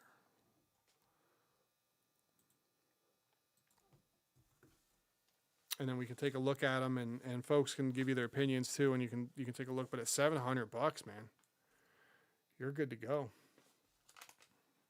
You're in the driver's seat. It's an experiment at the moment. Seasons last 2 weeks. Oh, I'm like, you see last season. I'm thinking like last year. What do you mean? You've been doing this for a while? How long you been doing it? Holding out on us. Yeah, I'll take a look at it too, man. I'm pumped. Somebody mentioned it before. I just, when people mention stuff all the time, but if they're not putting any money on it, you can't really, I'm putting a bunch of money on this game, so I can tell you anything you want to know about it. When your hard-earned money is at risk, you tend to pay closer attention. Yeah, you're welcome, Michael. Pop back on. We'll take a look at your stuff. All right, let me pull this back up real quick.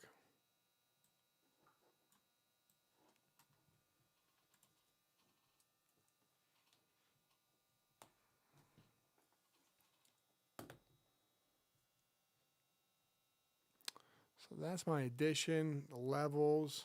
And these things rent, like there's a market for them. They rent pretty quick. Or it just depends on if you price it right or... Holy shit, people are selling cards for 10,000 USD? They think they're playing Axie. About $5 or $12 because the real money is to be made renting out your cards. Yeah. I would imagine that's what I would want to do. That would be the yield. That's like a yield farm for the game. That's how they get investors to keep their money locked up in their protocol. I don't have a high value card at the moment. How do you get it? You just keep buying packs until you get them, or you got to trade up for them, or just relax and chat. What's your power? Yeah, here come all the Splinterlands. We're gonna do a Splinterlands like live stream. I'll do one. I'll put it down here. Splinterland, and I'll do a live stream for it, and then folks can walk me through it.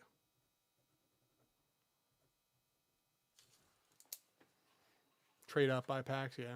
Just try to flip your way to the top kind of thing. Or you can get lucky.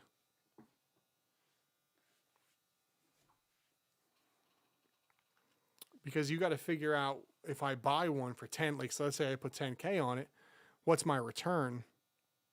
Am I actually going to see that? The cool thing about Axie is I know these kids out there are playing this every single day and they pay their rent with it. So I know there's a market. I only own 3 cards, rented out my team. This sounds cool. If you guys make money renting, I want to know what that looks like, and I'll take a look at it. I'll definitely split my bags and put money in Splinterlands. But it's got to be legit though. Don't let me get embarrassed.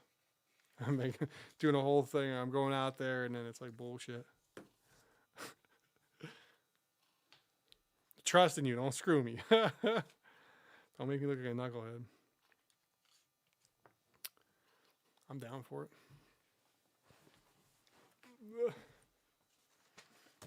Check Discord.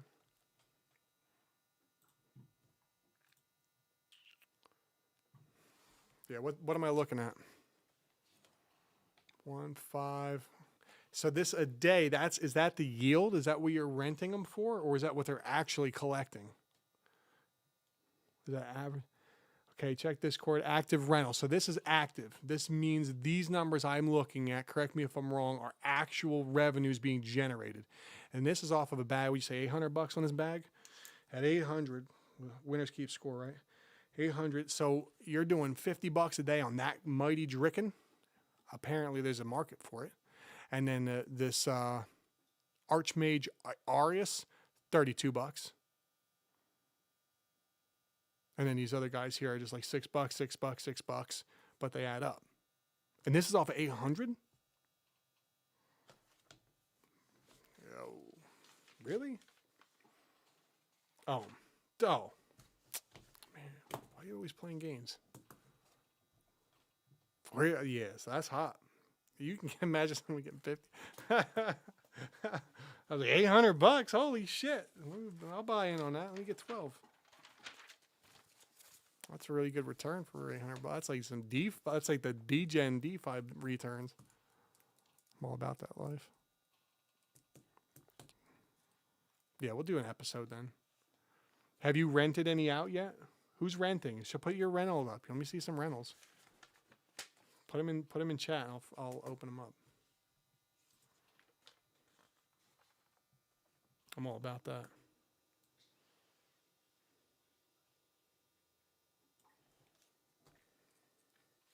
Yeah, update the photo in Discord. YOLO. Actives. 20K daily.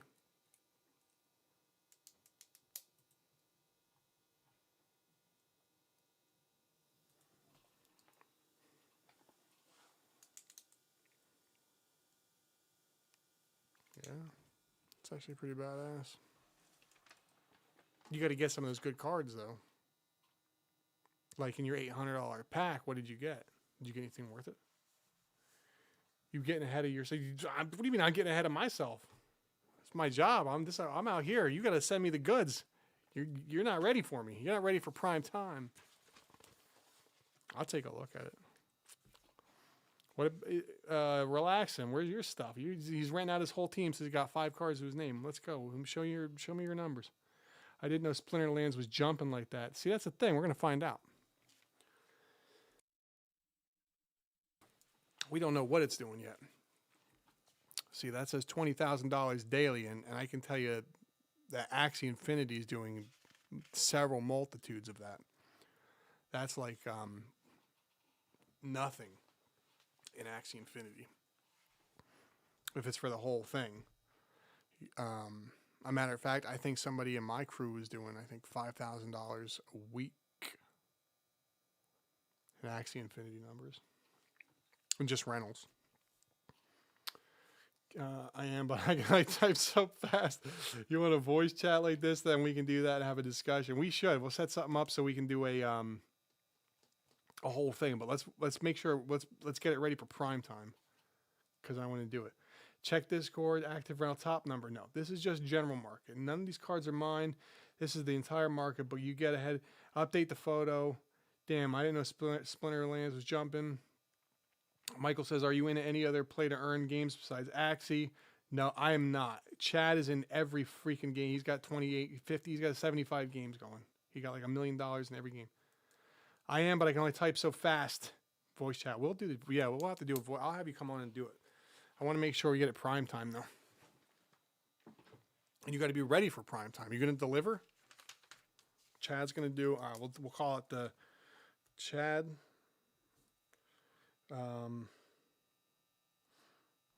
Chad's D-Gen, because you're a fucking degenerate. You realize that. These are your D-Gen. We'll call them NFT game plays. And I'll do a thing for it. Just see, give it a week or two and get your new photo buy or sell. Yeah, get some idea of what you think it can do, or you know what would be likely. 183 was the last one. Yeah, all right. This is an update. This is a good.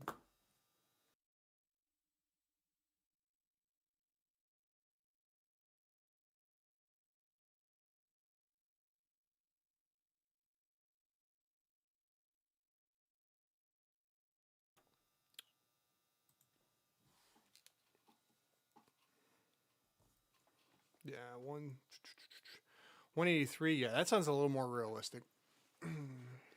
Got some work to go though. 3 new photo buy sell. Yeah, so let's get that. If you know what it's gonna be, second is flipping market. Okay, I see what you're saying. Because in Axie you don't have the rental market. You just see the buy market, buy and sell. $183,000 a day though, huh?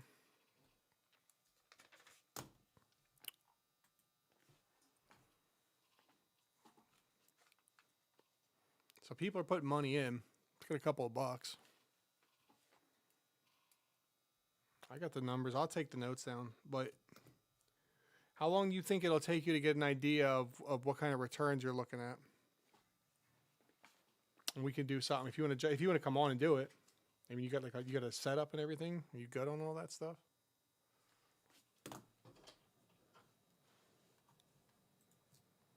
Yeah, I don't even know how to do that on here.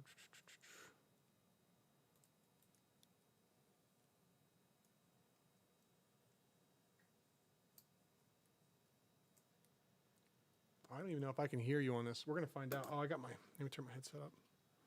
Can you hear me? I can't hear you. No, you cannot? Oh, there we go. Yeah, I can hear you now. You got me now? Okay. Yeah. All right, hold on a second. I got this.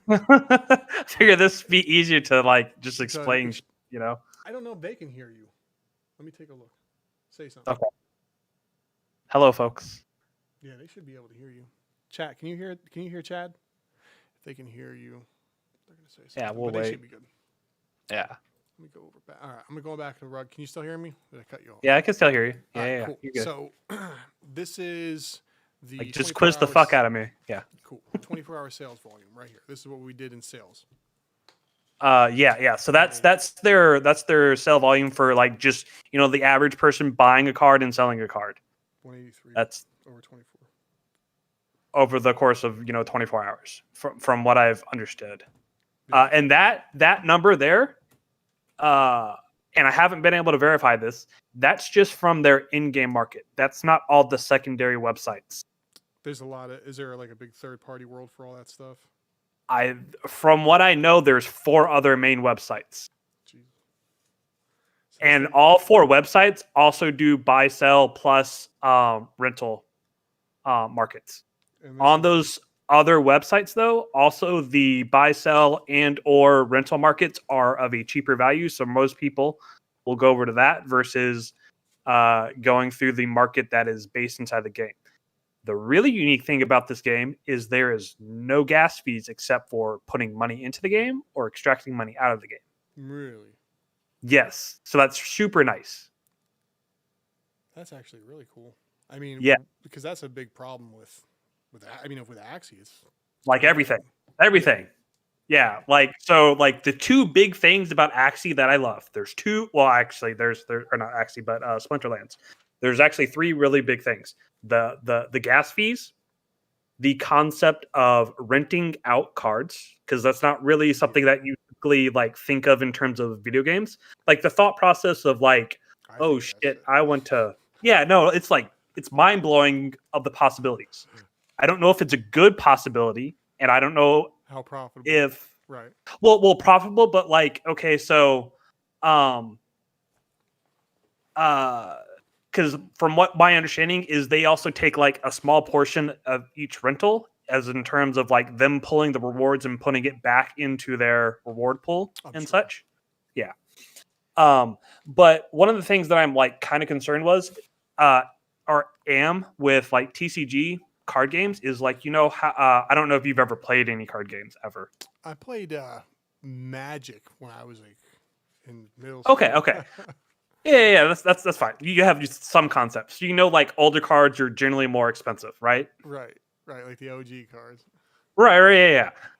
My concern is, well, if OG, because they also made the statement where they want to keep a decent amount of OG cards still meta relevant. Right. That people will then start hoarding those cards and never actually transacting those out. They will only rent them out. And the reason why this actually kind of matters is the further you go back in terms of the card lineage, you actually, each card has a power associated with it. Okay? And you need more power in order to progress into the leagues that go up the chain. So you can't go to Diamond League unless you have so much power throughout your collection. You can rent that power out, which is why people actually rent cards probably the majority of the time, other than just for new players. For new players, they are renting primarily for power, so they can progress very quickly, highly up in terms of league requirements. Right. So that's like, I don't know how I feel about the rental. Like the rental market is a great concept. I don't know if this is the right implementation with how they've designed their whole economy, which is like why what I was telling you before, I'm like, I'm super interested in all these different economies because I'm like, everyone's got pros and cons. I want to just talk about it in a general sense across all of crypto. Like, what do I see that works? What doesn't work? What are my concerns? And be like, hey, like, this could be like extra research for the average player, and this could be extra research for developers. Like, oh, there's a nice little location where this one person is looking just at economies, and that's all he's really concerned about. Because I guarantee you can have a great game, but if you're attached to crypto and your economy sucks, your game's done. Yeah, that sounds like a certain crypto blades I know. Yeah. They didn't hire an economist. I couldn't imagine why you'd do that and not hire an economist. Right. So those 2 things. The other thing that I'm super like happy that they have is you do not actually have to get involved with the blockchain necessarily from the start. They have a function that you can actually just pull in. They have 2 different currencies. One is SPS and then one is like DEC. And both of those are like the cryptocurrencies, but they have a third port that you can just transfer directly from through PayPal into the game to get a third currency, which is a direct port from fiat to an in-game currency. And it acts directly the same as one of their other currencies. I'll put that here, PayPal. And then yeah. taking fiat. We're going right into, what was the name of that currency? Do you remember the currency name? It's not DEC, but it's a credit. credit. Is that what they're calling? Yeah. So we'll Yeah. call that one here. And that's interesting too. So you don't have to interact with the blockchain up front. No, just whenever you want to sell your crypto, then that's the point that you would have to interact. But to get into it, you don't necessarily have to go through, because I know that's kind of daunting for a lot of people to try to set up all the wallets and bridges and do all the swaps and then find out on exchanges. You don't have to do that. Yeah, that's exactly why they did that, to allow people to quickly adopt it. And then when they want to get paid out, that's when they got to figure it out.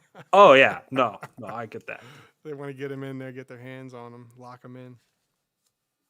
But no, they're super interesting. The other thing that, going back to the whole like power rating and like rarity of super old cards and the whole rental aspect, in this game you can level up your cards. Interesting. Which you take one card and another card that they're the exact same card, you burn them to create the next level up, and those two cards are forever gone. Those NFTs are forever gone. Gone. So if you had an earlier one, you wouldn't want to burn it. Well, you would want. Well, it depends. Like, do you want to rent out multiples, or do you want to go up to like the final level of the grade of that card and then rent out that one? Oh, so you could still keep it. You would level it up into like the same kind of old classic card. It wouldn't be like a new card. Yeah. So like look on the screen, on your screen that you're showing, the Kraken right there, right in the center. You see how it shows like a little 2-star right there? That's the second level. That means 2 level 1s were burned to make that in order to create that card, and it can progress all the way up to a level 8. And then somebody's asking $100,000 for it. On that price. Let me see what like the secondary market is real quick, because that's what most like what the in-game market is, to capture all the folks that don't know what they're doing initially. It really is, and it caught me. Yeah, it caught me too, because I didn't really know about all these other secondary markets. Yeah, but it caught you. But you're also in there just having fun, just spending some money to see what's good. Right, because I'm trying to figure out what's the best, like, one, because I'm interested in the economies, and 2, eventually I'll get to the point where I'm like, okay, I'm going to go into this game, this game, and this game, and I'm done, because these 3 games have the best economies that provide me the most opportunity through various different means, to make money in that way. Yeah, and you never decided that you wanted to jump in Axie at the top? You never, like, that wasn't on your list? You put all, because I saw you did a whole bunch of bags, and that never... So it was on my list, but so the high dollar value in order to go into Axie versus taking that same, like, let's say I wanted, because I showed you, I put $800 into this game. Yeah. Most of the games were like only $10 to $40, per game, depending on like how much I could do. The more I could do in the economy of the game, I would put more money in there just to keep testing, just to keep trying all these other different things. See if you can find a... Right. So what I really did was like, I could go into Axie, but I could find 10 billion gajillion videos on the Axie economy and not really have to really put money into the economy of Axie to really figure it out. To feel what right. It's like. Right. To feel, a lot of people have been doing this for a lot longer than I have. I can just go study, Axie videos for like a whole weekend and be like, okay, I know most of the economy, how it should all work, what things I need to look out for. Yeah. Like, there's not that much discoverability versus I can take $800, toss it in 25 different games, be like, which one actually shows promise? Which one's got more forethought? Which one has the better gameplay, interactability, accessibility, all these different things? Okay, sure, I spent $800 on research against 25 different games. Right. That's like a Steam sale or something, buying actual video games somewhere, $10 bin, Yeah. Which one is actually a rough gym that just hasn't been built out yet? Yeah, and then you can get in early. Yeah. Yeah, that's what I'm trying to figure out, because you're right. Everyone's just looking at Axie. Yeah. Like, for primarily everyone's looking at Axie, which is great. That means it's well established. It is. I've heard this term coined, like it's the blue chip, for crypto gaming. It is. It really is. It is the blue chip. And that's great. Like, if it'll provide you the safety. that safety net. Yep. And Um, the next phase too that they're coming with land is going to be cool. It's going to be that if you want to see a whole study in the economies, I mean, you should have a bag on it, because I think that's going to be really cool. But if you find some things going on with some of this stuff, I don't have to put it on blast right away, but you should let me mention it to me or send me a message. I want to check them out.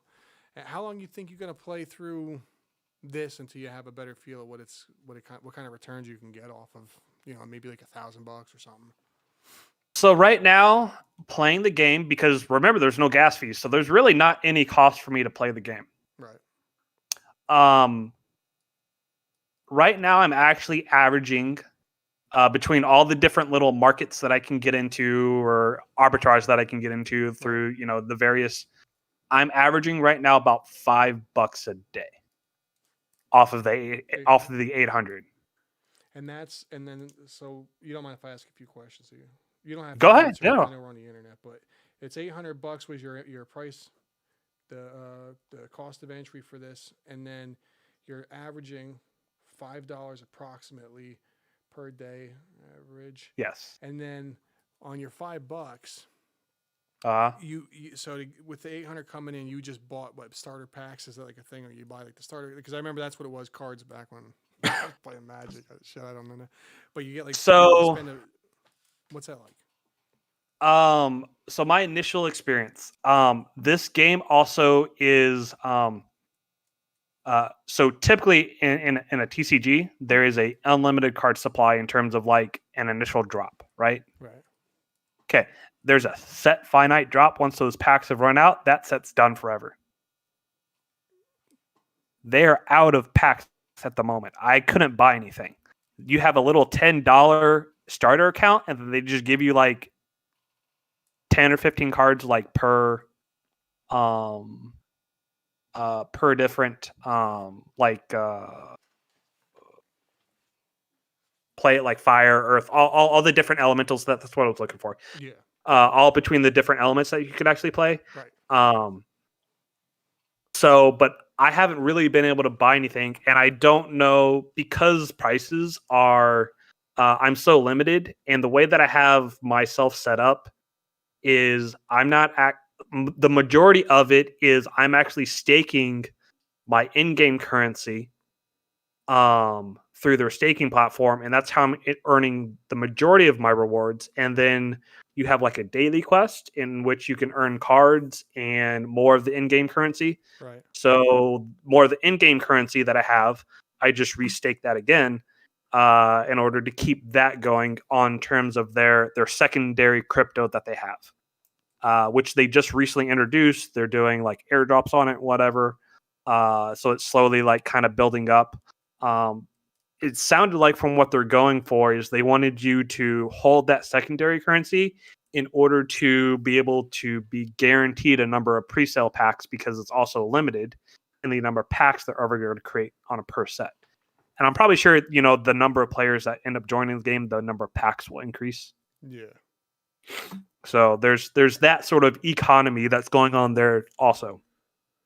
In terms of like the actual gameplay, I'm probably only averaging $2 at the moment. Off the gameplay. And off that gameplay, you can say I'm actually earning about $2 off of a $10 investment. Interesting. And that's just to buy the little starter pack, because really the $2 is just you completing the one daily quest per day. They do.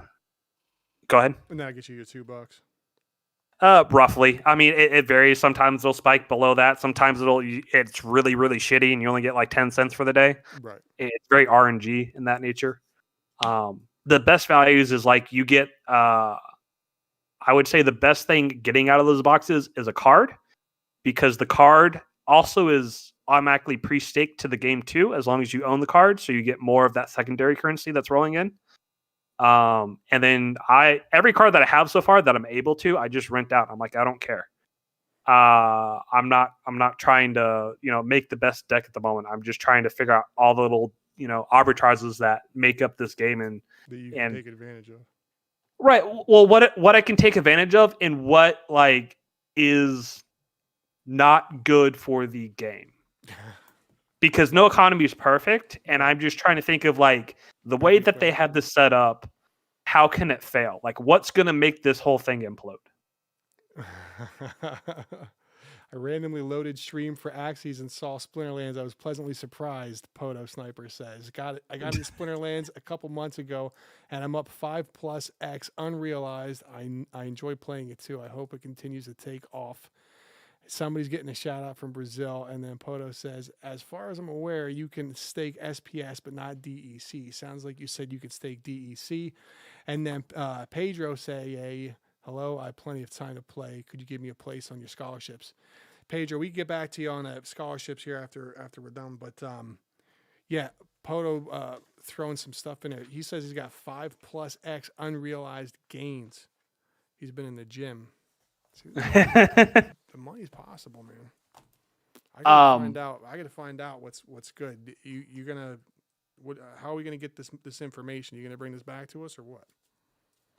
I mean, you just message me on Discord like, hey, do you want an update on things, or if you just want to question me again? No, we need to do a whole thing where you come out and do when we get to see your cards. We gotta wait till you get a little collection going, I guess. But yeah, I've got like Jack. Like I'm only getting like maybe like a card or two a day at the moment, so it's really really slow.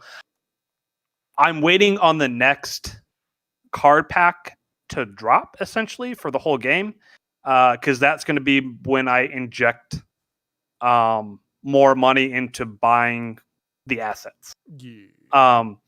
And quick side quote: Pod Sniper, on your question on yes, you can stake the SPS, but not the DEC. So in my mind, you're essentially staking your DEC, because as long as you do not spend your DEC and your DEC goes up in terms of like its daily, like if you have 1,000 one day and then 2,000 the next day, well, you're going to get more SPS from their airdrop that then you can stake again. So it's compounding stakes twice a day essentially for you. So that's how I see. Yes, it's not technically permanently staked in their system for the DEC, but that's how you earn SPS through their airdrop rewards. Yeah. So I'm just thinking about it in a very, very different way and such. Cool. You kind of roll through your spiel because I'm talking. I'm chatting. I'm texting these guys here too. I'm taking notes at the same time. This is like that's new. Look, the whole point of all this stuff is to find if there's a competitive advantage where we can kind of pick up some alpha, make some money, figure something out. Like we like to look at all the things, man. I'm not counting anything out. What was that? In terms of card rentals, when I was looking into it, so they really set up their smart contracts on card rentals very interesting. You can rent on a per day basis, which is why everything's limited on a per day. Everything's held in escrow. I don't know where that escrow is. I probably want to do a little bit more research on like where that money's being held. Yeah. As your 24-hour timer ticks, that's when the player who's renting the card receives a day's worth. And then once they receive that 24 hours, that card is locked to where you can't unrent that card, because you can technically unrent that. Like say if I rented a card from you for 365 days out of the year, and then you wanted to be like on day 187, no, I want to cancel this contract, then it would cancel and I would get returned all of my crypto that's left over in the escrow account. That's locked in escrow. Yeah. It's interesting. And so it pays you out daily and it's locked in escrow, and it just pays out the person who's renting out the card on a daily basis. So you can set the term if you're wanting to lease, and you can set the term, and then you would have to put that money in escrow, and then that account or that smart contract pays out to the owner per day. Per day. The owner can say, "Oh wow, the price of XYZ just dropped, so I'm gonna cancel that." Right. Yeah. Or whatever they want to do, or I'm gonna Yeah, there's different ways, and it's not just the owner of the card. Also, the person who's renting the card can cancel it at any point in time. But as soon as that payment has happened, that card cannot be released back to the owner for up to 24 hours. Until that 24-hour. Yes. Because it would be a payment and then 24 payment, 24. Yeah. So like if I paid you at 1 p.m. on a Saturday, and then you canceled at like 1:30, then you still want to get that card back until Sunday at 1 p.m. You'd still be on the hook. That makes sense though, because there's no. Why would you want to mess with the system? That way, it's clean. Yeah. There's no chance of them screwing it up. Right. But I do like that because it gives a lot more flexibility in terms of like, okay, I found another card that's cheaper on the market for me to rent on a per day basis. Let me cancel this more expensive contract and get it for cheaper. Yeah. Then you can. So yes, I like the price competitiveness of that also, because it keeps players more fair across the board. Yeah, it's good for consumers, which is good for the game overall. That's what's going to bring people. Yes. Let me get Poto Sniper says, currently DEC value is high due to SPS airdrops. I think card rentals seem cyclical. Early season rent is very high because DEC rewards are higher than normal. This is a new and untested thingy. Observation though. Poto Sniper says DEC is supposed to be roughly 1,000 equals $1. Technically not a stable coin, but they always accept it at that rate, is my understanding. Poto Sniper also says right now it's like 8x from there. With the upcoming change to seasonal rewards, rents might get pricey end of the season too. I have no idea what any of that shit means, but so like how I was telling you, how like you need power in order to go up through the ranks of the competitive nature. Well, what he's talking about, and this is what happened to me, because I joined the game at the very end of a season, which that's why I spent way much more than I could actually acquire because I hit the end of the season. So people will rent their cards much higher because you need to, if you're a new player, you need to rent the card in order to obtain that card's power to raise the base power. So that you can go up from like bronze tier to silver tier, and then silver tier to gold, diamond, platinum, champion, et cetera, all the way up. Yep. And you would typically only need that until you get a big enough collection to where you don't need to rent based off of power. Now, then you just need to rent based off of, I need a really strong card to help out this deck. Yeah. Then you can start picking it.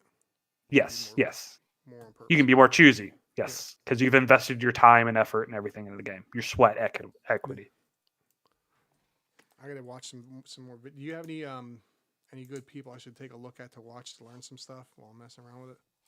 Tubies. That's what I always do. He's called Bulldog. Yeah, is that here watching? I'll take a look at him. Yeah, he makes a lot of like beginner videos.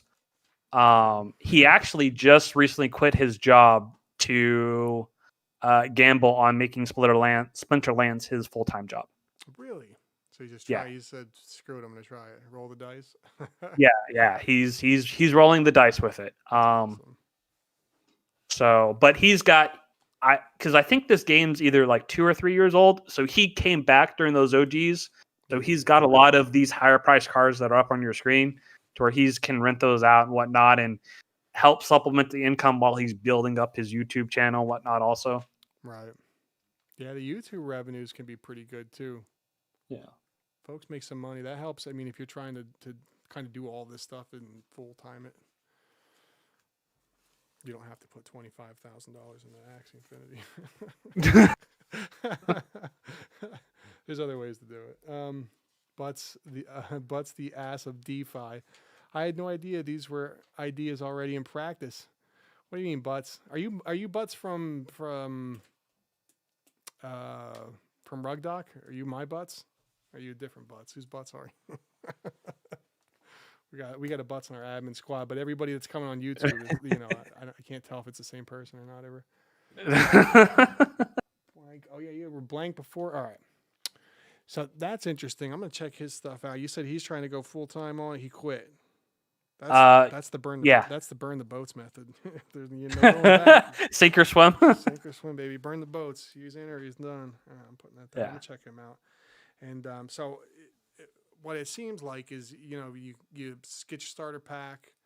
You got to rent some cards to kind of, get your weight up a little bit so you can do some shit And that's just because you can't buy packs. because you can't buy. Yeah, because there's only a preset. They just sold out of the most recent expansion. So the next one has to roll out here pretty soon for people to buy again.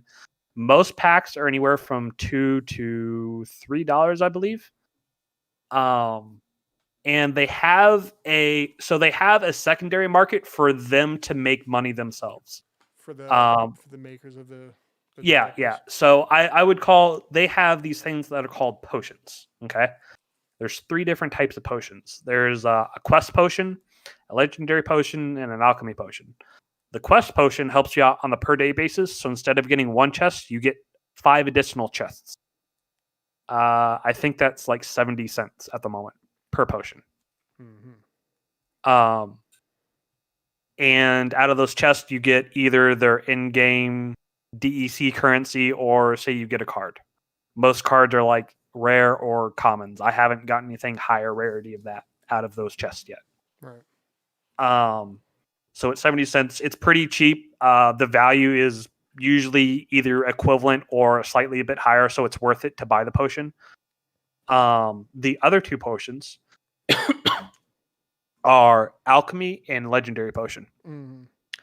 Legendary is just an increased chance for you to get the highest rarity card, Right. which is legendary. Alchemy is to essentially have the chance of getting a gold card, which essentially just is a foil card for most card games, Right. The unique thing about gold cards, and the reason why the cards that you're seeing on your screen also, or that people are seeing, is gold. If you win with a gold card, your winnings out of that battle increase by 10% per card. Per card. So if you got a whole per card. Yeah. Yes, that's why gold is like, you hit a gold card. It's good for renting. It's good for you to battle with to make money. It's better for you to sell a gold card too. It all makes sense. Yeah, that would appear to be the case. And all these potions, I think you can get off of their store for like 70 cents each. 70 cents. Right. And so it's a base, and it comes directly from their shop. So that's why I consider all the potions a way for the developers to make money. Right. Which, that's fine. They need to eat too, Yeah. Make sure they don't starve. Exactly. Got to pay the bills over there. No, I get Right. all that. And look at how much money freaking Axie's pulling in. I mean, So like, I feel like potions are a good way for developers to make money, and then all of the taxes that they have is a good way to keep the economy balanced, and they don't have to be worrying about pulling money from the economy. They can just be making money off of, say, the card packs, so all the NFT, all the artwork that they're doing, and all the potions that they're selling. I'm curious. Poto Sniper says, I'm curious how Splinterland's values move when it transitions to Chaos Legion Edition release. Butts of the Ass DeFi says he is the one and only Butts. Wait, Butts, so you've been in here the whole time before his blanks or whatever, and you didn't say you were Butts? I didn't know you were Butts. I didn't know you were Cheeks. I don't know. Anyway, you see this group we got? People like all this stuff, man. Heck yeah. Well, I could talk about game economies like forever, because I'm in one and another game called Guild Wars 2, and I'm part of a group that's called the Barons, and pretty much we kind of shadow the whole economy in there and can actually move the market if we want to. Yeah, you guys got enough purchase power. So we're like 25% of the whole game's economy. So you guys broke it. This is what you're saying. You broke it. You said Guild Wars 2? Yeah. You ever played Guild Wars like the original? No, I wasn't. I was too young at that point. I wasn't. I played a lot of Guild Wars, baby. And I used to sell that black dye too. I think that shit was like, I can't remember the currencies or anything anymore, but there was some stuff on that game too, man. I had max money. Let me some Guild Wars, it was yeah, that was a long time ago. Don't say how long ago it is. I'll tell anybody. Let's see. He's a bit muted compared to the guest. But look, this is going through. What are we using? Yeah, he's doing all the hard work, and I'm like right up against my mic also. Yeah. I'm like literally 2 inches away. Let me try and turn you up. Let me see. Butts. What are you saying? Butts? Cheeks? It's me. Oh, am I the quiet still one? Quiet. Let's see. Yeah. I forgot my Google name was blank. Butts the ass of DeFi. He is a bit muted compared to the guest. Me. You saying I'm muted? Oh, okay. It's probably. I guess you need to turn up yourself. Hold on. Let me just. Or maybe I'm just like super loud and. No, you ain't super loud. I can see you on my board. You're not. Okay. I'm super quiet. Is that better, Butts? Do I meet the criteria? Do I meet the criteria, Butts? He's not even here. He's like, I don't care anymore. He's doing 99 things. Yes, damn it, 99 things. I got 99 problems, and they're all women. Technical Tadka says, hello, bro. My one Axie and ETH get gifted to another one without my permission. Now I have 2 Axies. What to do next? Get a 3rd Axie and run a team. Ryan say, no, he's not quiet. You are Doc. What do you mean I'm quiet? I'm not quiet anymore, am I? Usually not the case, but your mic's a little quiet. I apologize. My bad. Perfecto, friends. Butt says perfecto. Ryan says T-Met, met. Streaming is harder than it looks. That's right. People, they think this is easy. A matter of fact, people in the admin chat were saying that too. See, I'm looking at the chat over here. I have to get a new setup to do this, but I'm looking at the chat over here. Hold on. I can't even see if I'm in the freaking thing. I'll tell you this. Solo streaming is hard as hell versus like a 2-man or having like a small group. Yes. Because it's so much harder to come up with content consistently as a solo person or spark like really good deep discussions. I can do all right because I have some practice on it. Mm-hmm. But tonight I was just this is good. And it's good because you have other stuff to talk about. I don't want to just keep everybody bored with the same thing. It's not possible to get my 2 Axies to get hacked and gifted. I'm not 100% sure, and I'll have to read your question and fully understand it in a minute. But says, I'll hit you up when you're done here. LOL. Don't know if we can remote 2-man it, but maybe I can help. We're 2-manning it right now. You don't hear 2 men? Butts, dude. You're doing work. And the funny thing is, Butts like a super smart dude. He's like a genius. He kind of comes off like, just like one of the guys that got butts going and stuff, talks about cheeks. He's not dumb, man. Mm-hmm. He's a smart. All these RugDoc folks are pretty sharp. So I gotta pull up to work every day with my A game. Is it more than just one of you? There's a whole crew. We roll deep, man. There's Docs. You got like Baymax and K and Mr. Butts and Limitless, and there's a bunch of other people too that use their real names. I don't know if they're real names or not. Probably not. But like Carlos, I know his name's not really Carlos, but they use those because, we do a lot of damage to folks that are trying to steal from you. And, we legit cost people, we save millions of dollars for folks, and we cost bad guys lots of money, and they don't like us. So they really try to do stuff to us. They try to always knock our site down. They always come after us. So everybody pretty much uses aliases. I don't do so much of that because I'm not really like the code guy, but I'm not really a scanner. So you just use your actual name. That's what you're saying. I definitely don't. You definitely don't?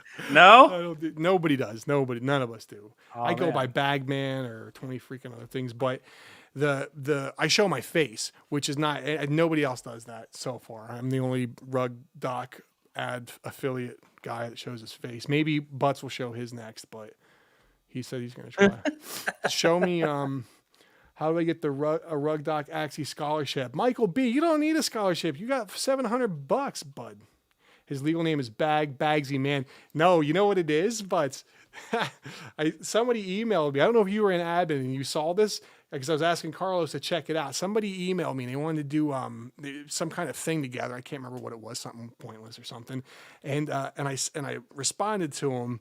And what the hell did I use my title as? Because in TG, my TG nickname is Bagman.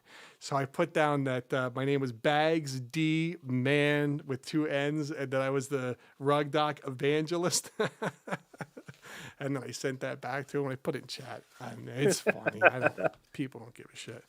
But it was somebody trying to get us to promote something, or they wanted us to do something. So it's Bags D Man. I'll put it in here. Okay. I'll show you how we do it. Hold on one second.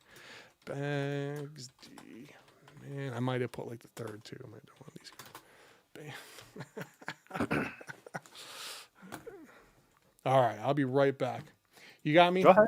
Yeah, no, I got you, man. All right, tell me what's going on here. Give these guys who just popped in a quick refresher. I'll be right back in 10 seconds. Okay, so guys, we pretty much just like went over, Splinterlands. We were kind of go over the economy, the super unique features that I found. I liked that they had a direct fiat port, so you don't have to actually interact with blockchain. It's easy to get, friends into the game that way. People that, maybe gamers may like that stuff. Versus, someone who's more like crypto savvy and really into crypto gaming or NFTs and such. So that was a really nice feature. They have a rental feature, which is super unique. I don't know with the way that it's fully implemented into this game and how all the other rest of the game economics are like kind of panning out. If renting is perfect, or not perfect, but very, very well established in this current form, or does there have to be tweaks as the game goes on, just to prevent the game from kind of imploding or having a downturn because it's not implemented just right. But renting TCG cards, that's really unique. That gives player access to cards that they wouldn't necessarily have typically in a TCG card game style. So I thought that was really, really unique too. And then what was the third one? Man, I can't remember. Those rentals, the fiat port, and there was a third one. I just can't remember. Probably somewhere on my notes somewhere. But yeah, so I mean, Splinterlands was a super interesting one that I'm still kind of getting into. Renting is establishing a market right now. My impression is it's trending upwards because it's too cheap when it was implemented. Potions.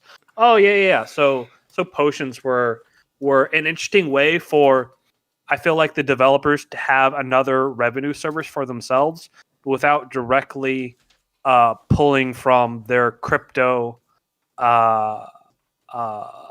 funds or rewards pool in order for them to pay themselves essentially. So I liked that portion of it. What was renting, that portion? I got the end of it, but I missed the top of it. So the I think these were the three things. It was renting and love renting. Renting, potions, and then the fiat port were my three like unique features that I kind of enjoyed about Splinterlands. So in terms of like you didn't know that was an already practice. So like normally whenever you start up a game, you have shares. Well, a lot of these game companies, these new NFT companies, you don't have shares. You just get a portion of skill, which can tank the market. Usually you can't tank a private game company because you want to sell your shares because you can't sell it on the NASDAQ day one that you just created the game. So it allows the developers to get paid whenever they're trying to shift most of the value of the game back to the players. Yeah. So I find it may not be the best way. I'm just saying it's a unique concept for them to kind of pull away from them not being reliant on the game economy themselves in order for them to make money. They make money right now, from my understanding, by the packs, the little $10 starter thing that pretty much every account should have, just FYI, guys, and then by the potion sales that they have. That's dope. Yeah. Money's coming in. Right. And you can clearly track the daily sales here through their game port.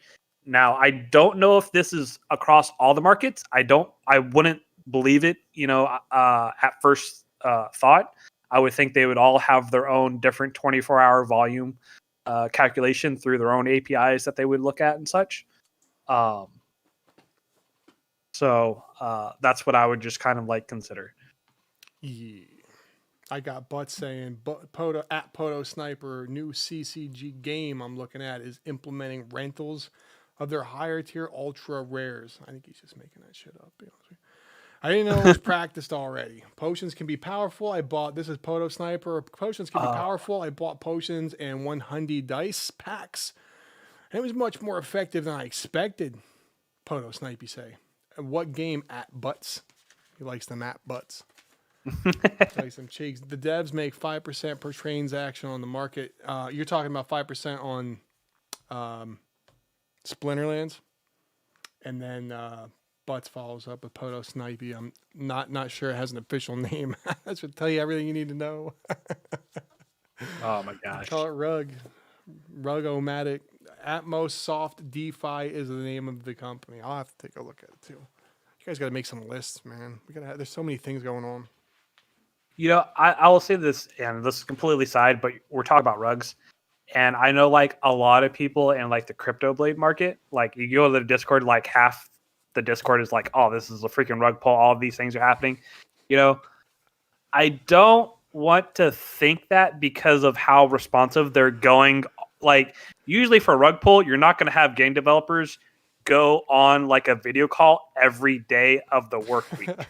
No, these guys are they're not trying to. They're just not. Like the way everything got set up was awful. They understand that. They're trying to catch up. It's probably going to be a real big shit show for like at least 3 months, maybe even 6 months. I don't know. Before like everything kind of comes back together. Yeah, it's just going to take a while. Every single time you hear from these guys, it's like it sounds like a ransom note. Oh my gosh! Please, they're treating me okay. Send money. Oh, please help. It's just like a victim statement. Every time I see it, it's a shit show. Yeah, I don't know what they did. They're melting the whole. You're kind of paving their own way here. LOLOLO. How do poison work? How did the poisons work? I just have a few. Asks just for relaxing. Kind of paving their own way here. We're gonna find out about these game butts. He's holding out on me. Do you have any other questions about like Splinterlands and such about the game economy? I got 500, but I'll have to work through it. So what we should do, because seriously, obviously can't think of them off the top of my head, but when I'm running into them, I'm gonna be like, well, I don't understand. I don't know what I'm doing. So we should do this. Why don't we do like can we do like a starter pack setup thing, and I'll like buy? What can I buy? Can I buy some stuff? You can buy just.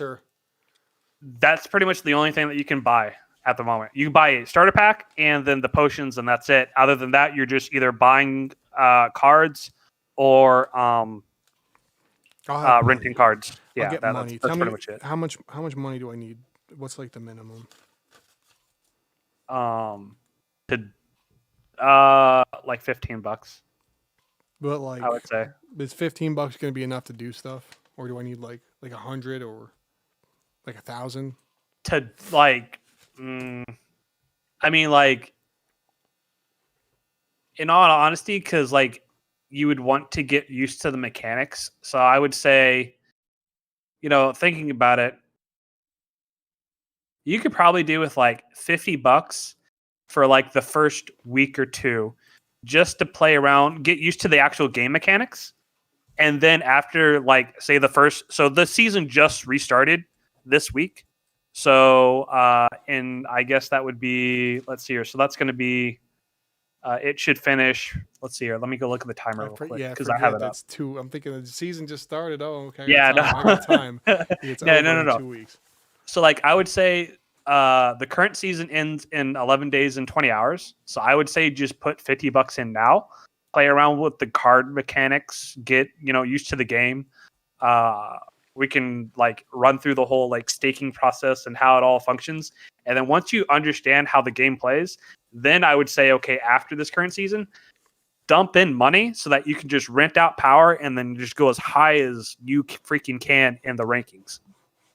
I'm gonna do $5 starter, $50 starter pack, and then you're gonna come do it. You're gonna help walk me through it or what? Yeah, yeah. I will say this actually, because they're having something going on. This will be your personal choice. So, do you know how I was saying, or how we were talking about DEC and SPS? Yeah, the two Okay. different currencies. Yes. Currently, there's no way to spend your SPS in game, to my knowledge. DEC is their main currency to transact if you don't want to go the fiat route. If you hold DEC in your wallet in game, you get SPS airdrop to you on a per day basis. So if you are planning to only staking. spend 50, right. So like if you only want to spend $50 for the first 2 weeks to play around, but keep $800 in your wallet, you're going to get $800 worth of airdrops every single day until you're ready to take a plunge deeper. I'll take these. So if I put 800 in wallet, then they'll get those drops will come in. Yes, they do daily drops. Are they valuable? Are they worth the 800? Is that why you have so much in there? No. So I originally put in 800 because I wanted to go buy a whole bunch of cards. But when I put it in, I found out that whole airdrop process. I'm like, oh shit, I don't want to spend any of my currency. So then I put in another $100 in for fiat. Yes, for fiat, so that I could rent out cards and do everything else because I didn't want to touch that because their whole airdrop or the majority of their airdrop process is how much DEC do you hold. Got it. So how much money are you keeping locked up? The DEC is not locked up. It's just liquid. Right, but yes.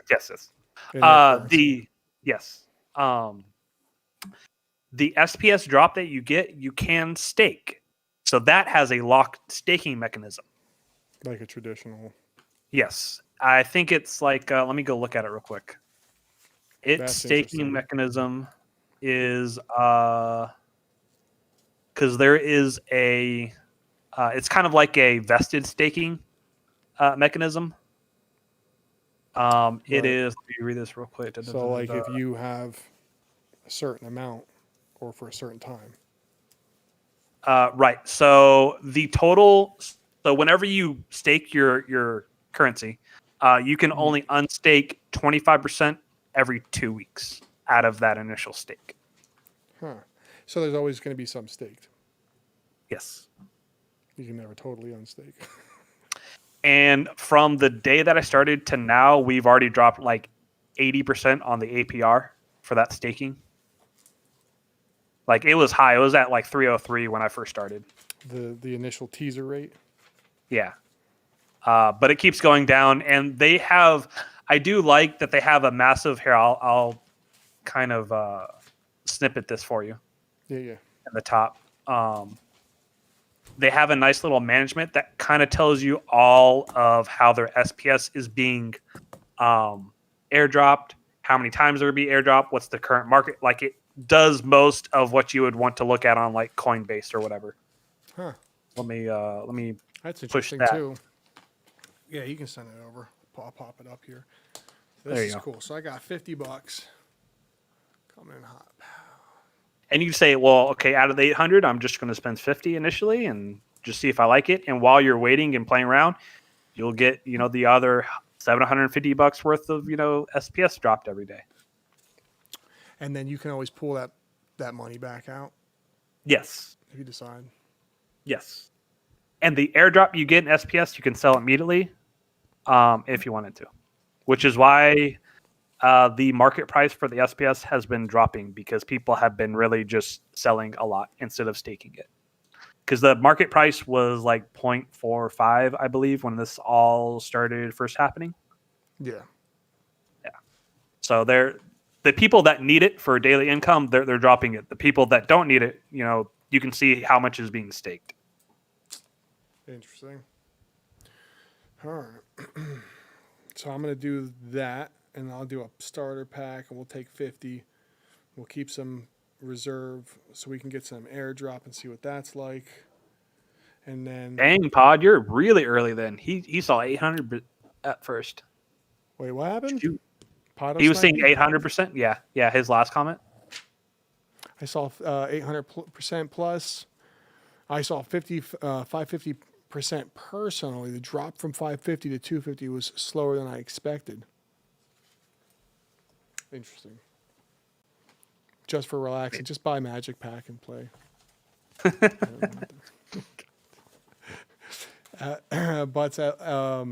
Butts say, wait, how many of these butts do I got? Hold on. Have I been missing comments? Dude, I'm such a bad hosty. Potato Sniper, new game. Potato Sniper, yeah, I had to go up. Hold on. Potato Sniper, not sure of my official name. Kind of own our own way. All right. They overpromised. Butts say they overpromised, but didn't realize they were overpromising until they were falling behind schedule every damn day. Pato Snipey says, might want to take a look at Star Atlas on Solana. Sounds interesting and has a token sale coming up at the end of the month. I'm curious how that go. BM say, they also have land in Splinterlands, but use a different, but game use won't be toward the end of the year. I guess that means implementing the land. I bought one plot of land, says Pato. Did you buy land too? No. So they have like a single plot of land is like $400 up from I think the initial like 200 if I'm not mistaken. And then they have like these larger parcels which have like 16 plots of land within them. Yeah. And you can also divvy up those 16 plot of lands if you want to sell them out. Those, and I don't know why they're up so high because you can't use them at all. They're up to like $15,000 to $20,000 at the moment. Sounds like Axie too. It's so I don't disagree that it could be that valuable, but there's no use case at the moment. Right. Interesting. I mean, what if they come out and be like, okay, you get 1 DEC per day per parcel, and then all of a sudden you wasted all your money. Yeah, it's the full. Like we have zero idea of like the whole utility of what land is. Now a single that single $400 plot maybe just depends on like how everything else and like all my little fingers go in all these other different games and what I want to like just kill. I'm like, okay, this game is dumb. It's not doing anything. The devs aren't progressing at a rate that I find acceptable. I'll come look at this again in like a year type scenario, you know. Wrap it up and then take that money and put it where you know where. Yeah. Try some Splinterlands. I want to see if people make money. You said this guy Bulldog quit his job to play this full time, so it must make money. Somebody's making OG, money. Right. He's definitely OG though. So he's got that card build up because he has the ability to rent out high cards that are like $2 to $3 a day. You know, you rent out 10 of those, you're looking $30 a day, and you're not doing a damn thing. Yeah, that's what we like. That's why I like. That's why I'm so big on these Axie teams. You can rent those for the same kind of spread, $15-$20 a day. Let's go. And you can do. But they don't have a rental program. Do they have a rental program in Axie though? It's not built in. It's not built in. Okay. It's not built in. No. Are you familiar with this? If not, you need to learn. I'll explain to you. Yeah.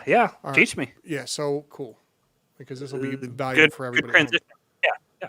So, yes, the answer to your question, they do have a rental program, and the way that it works with Axie, and for anybody that's watching too, this will be beneficial for folks. So I'll kind of walk through the whole thing. But there's an Axie scholarship program, and that's all about basically beating that cost, that barrier to entry for folks that don't have the funds to get in. And what it allows you to do is separate from the breeding game, playing on the player versus player PvE side, the 3-battle Axie game, right, which is what you use the app for. There are separate worlds from the marketplace. So we're looking at, we have the marketplace pulled up here. This is its own world. We can access our Ronin account, our wallet. We can go through MetaMask. We have all that stuff here. And then when you go into the other app, it allows you to go, into the actual world of Axie, but they're, two different separate things. So you can rent the access to that second thing, which is like the application for Axie Infinity's PvE, PvP game, all that stuff now, the adventure mode and all that. You can provide folks the access with that using email and such, And this is a huge thing. People are making tons of money. Now, this is why I was wondering why if you had 5K and you're throwing a couple bucks here and there, why you didn't look at Axie as one of these possibilities. Because what happens is these people put together a small squad like this one, and you see I got the beast, I got the bird, I got the plant Axie here. This is a squad, and it's a scholarship, which is why I have it indicated here. And that's why I'm kind of building up my Axies, and I'm not selling so many off, is because I'm starting to transition into putting these teams together. And this team, they average 120 SLP a day. Oh, wait, I'm not going to use that calculator. But they will do, yeah, I'll pull one up on screen so you guys can see. So they're doing 100, and this is what I was telling that other young man too before he came in the room, Michael B. 120 SLP, and they're going at 15. This is the spot price for SLP, 15 cents, roughly. So you're at $18.86 per team.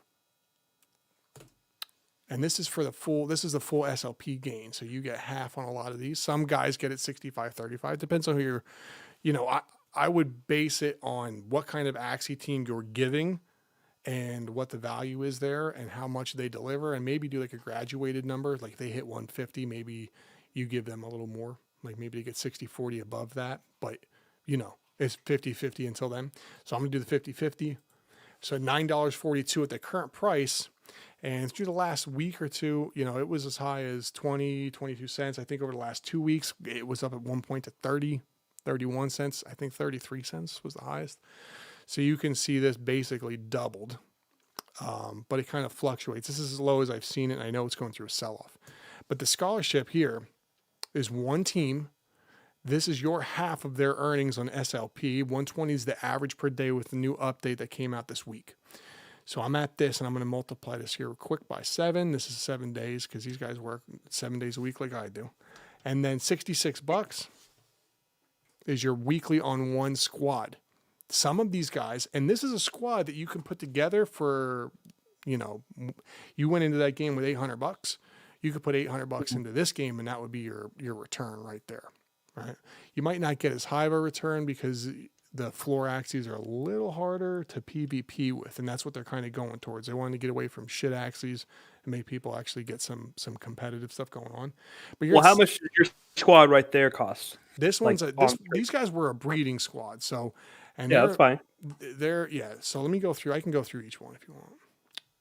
This guy here, this guy was bred. So I don't know what the original price to get him in was, but obviously it had some parents. The cost to do a breed on this was probably 4 weeks ago. So you're looking at maybe, I'd have to look at my numbers, but I would say no more than $300. Okay. To breed it, because I have the means in order to do that. If you don't, it's making it more difficult. This is a 4.7 bird, and it cost. Hold on a second. Let me make a mistake here. So this is a little owl build. Probably. Let me see who the parents were. Not mine, so I probably bought this, and if I bought it, I probably paid I'm buyer right here. So 0.24 ETH on August 5th. So if somebody's got the Mathinator, you can look that up real quick on the Joogle. August 5th at 0.24 a quarter ETH. But it was expensive. I would imagine quarter ETH, 3,000 a pop. You're looking at $750, $800, maybe 800. 750. 750. Okay. And then, this guy here is 420. So you're at, I bought him off the market for 420, but then I bred him. So I got 5 Axies out of it. So you could average the cost if you wanted to. You don't have to, but that would be.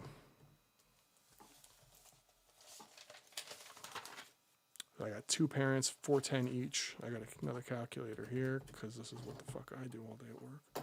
Times 2, 820 plus 530 would be my Axie cost. So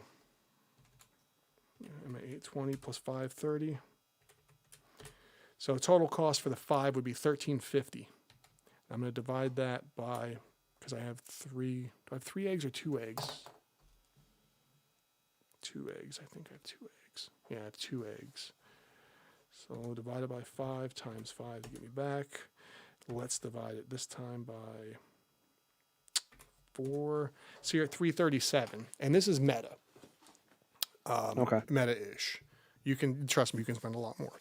But this one's going to be not floor, not dirt. This is going to be an Axie that you can give to somebody, rent out to somebody, and they can compete with and earn PvP wins, thus getting you SLP. And that's important because if they can't win or they suck or teams suck, they accumulate SLP much more slowly. If their team's not competitive, then they can't fight the higher tiers. So then next thing you know, it sacrifices their earn, which sacrifices your future gains, yeah. right? Yeah. But I would so the average cost on the 5 that I did with that was 337. This one itself costs 410. Okay, so if you're doing them by the numbers, you can kind of bulk up on them and save yourself some coin. This bird here is Meta AF, and I bought it at 8 and change. And I probably had 2 on it when I bought it, so I probably bred that for 2 more. But this one's like very meta, okay? And then this one here, I would say, if I had to guess. So how's the? Sorry, go ahead. The value on that's probably about $450. Okay. On the green guy, you want me to count those up? No. What I was gonna ask is how's the contract set up with the scholarship program then? So you're at $1,660 altogether for those. You do not need a bird. Yeah, that's that nasty. You could get by with less. Yeah, so all the cards are in your pocket. You basically, like right now, if you look in the chat, people are asking for scholarships. That's what they're talking about. This is, have you seen the documentary Play to Earn? No. I'll send you a Yeah, link. I'll send you a link. sure. So I can watch it tomorrow during lunch. spend it's I think it's 18 minutes. Spend the time and watch it. But these guys, they make more money doing this than they do working a regular job, and they rent these Axies, they grind out SLP, and then you get a cut. Everything, because it's happening, there's no contract. They get the login access for your squad, but via email. Like you give them the email, right? If they don't have the Ronin,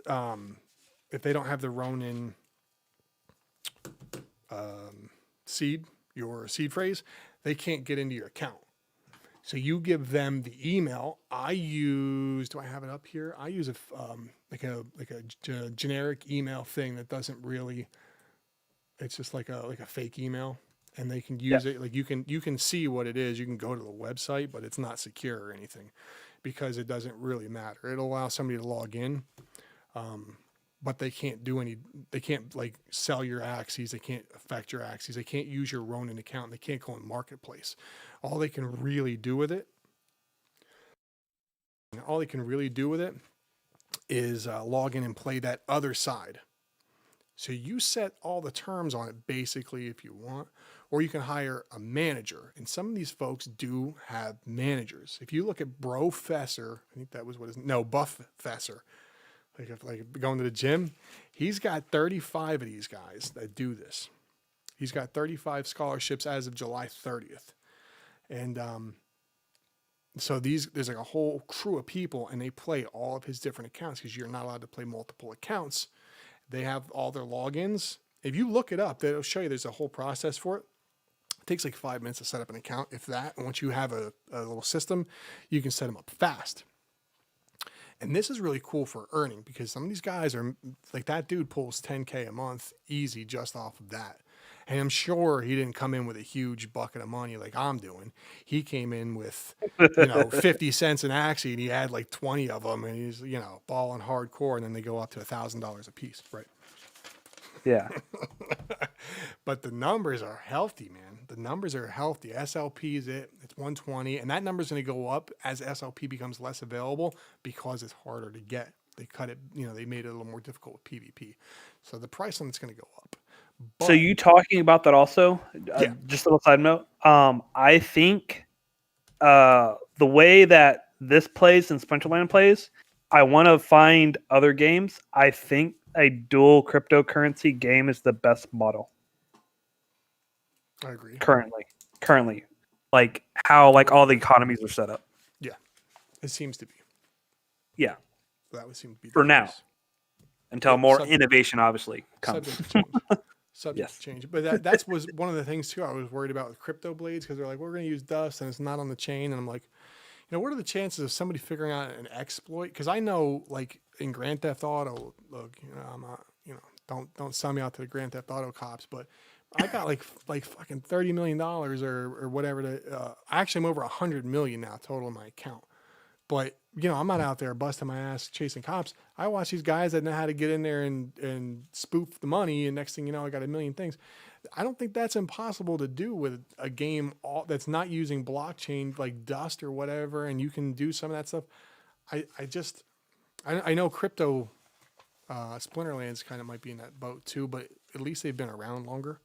So if it was being exploited, somebody probably would have figured it out. But Yeah, they've probably gone through a lot of the early exploits and that's that have that's happened. the problem with crypto blades is didn't they have like an exploit like right before too, like somebody was putting up 5-star swords or something all over the place.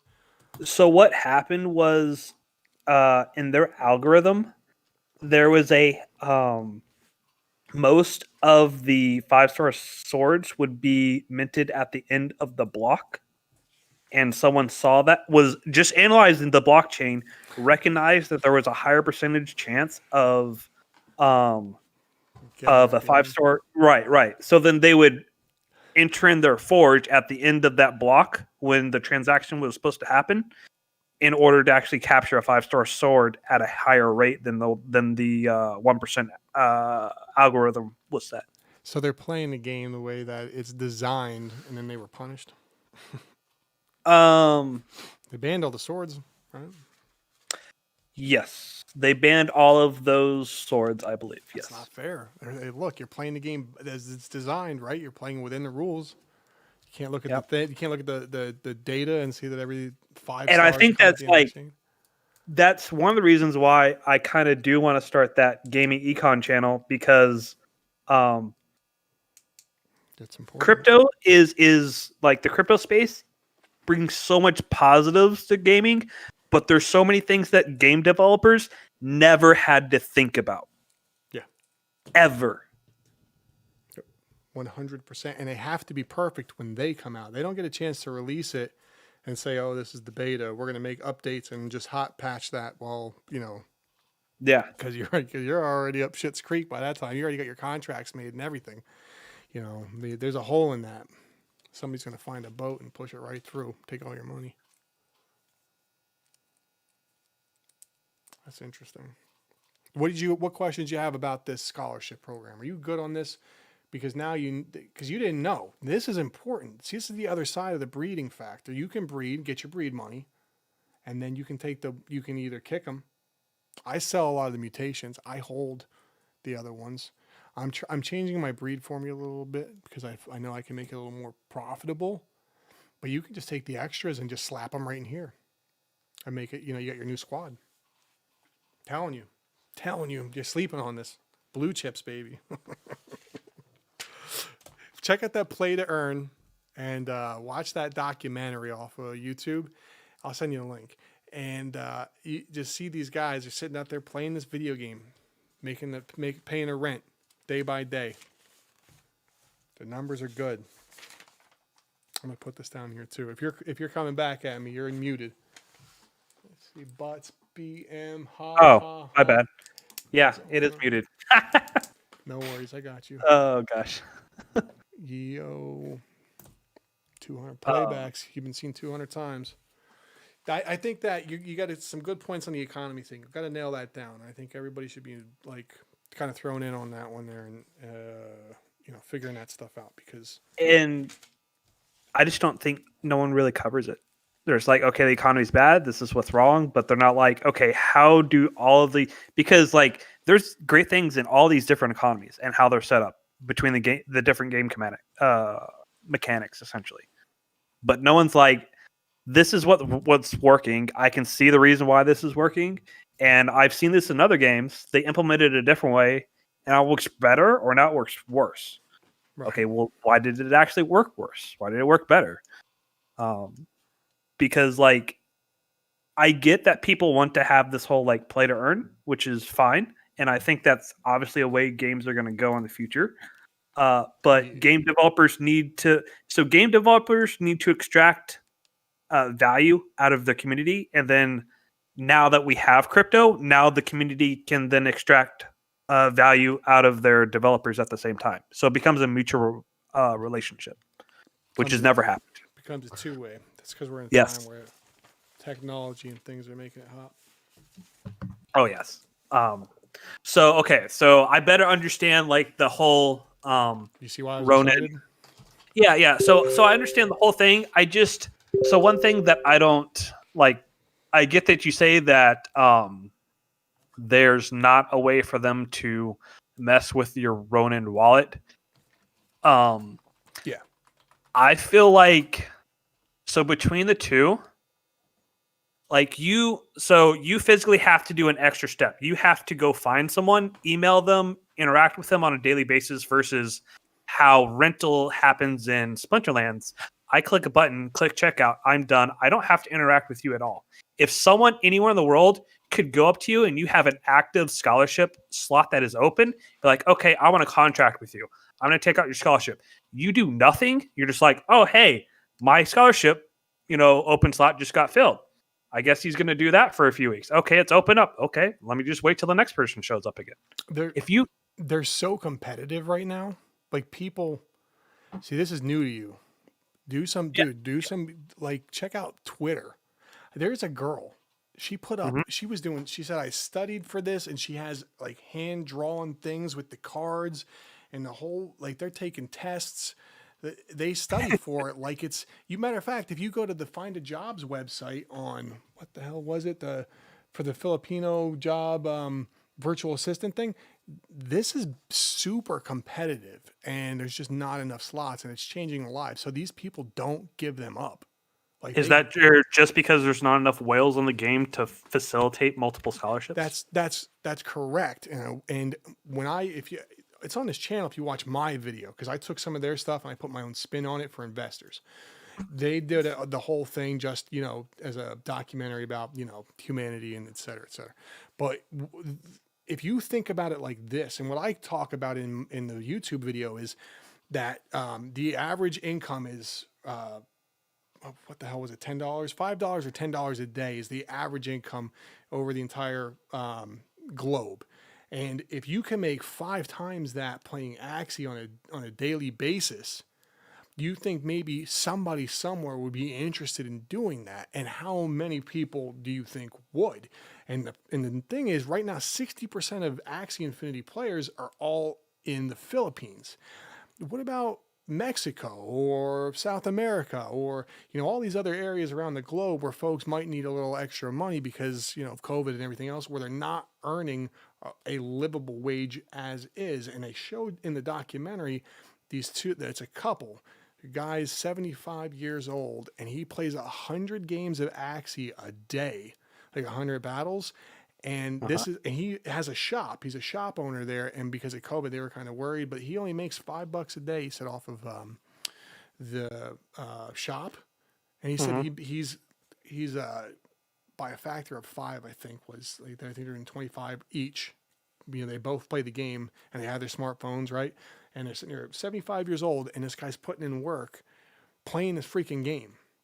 And that to me was like the big point. When I saw a whole street and these kids are all playing this game in order to do this, and you look at the numbers, the revenue that they're generating, this thing's Axie Infinity is doing 30 million a day.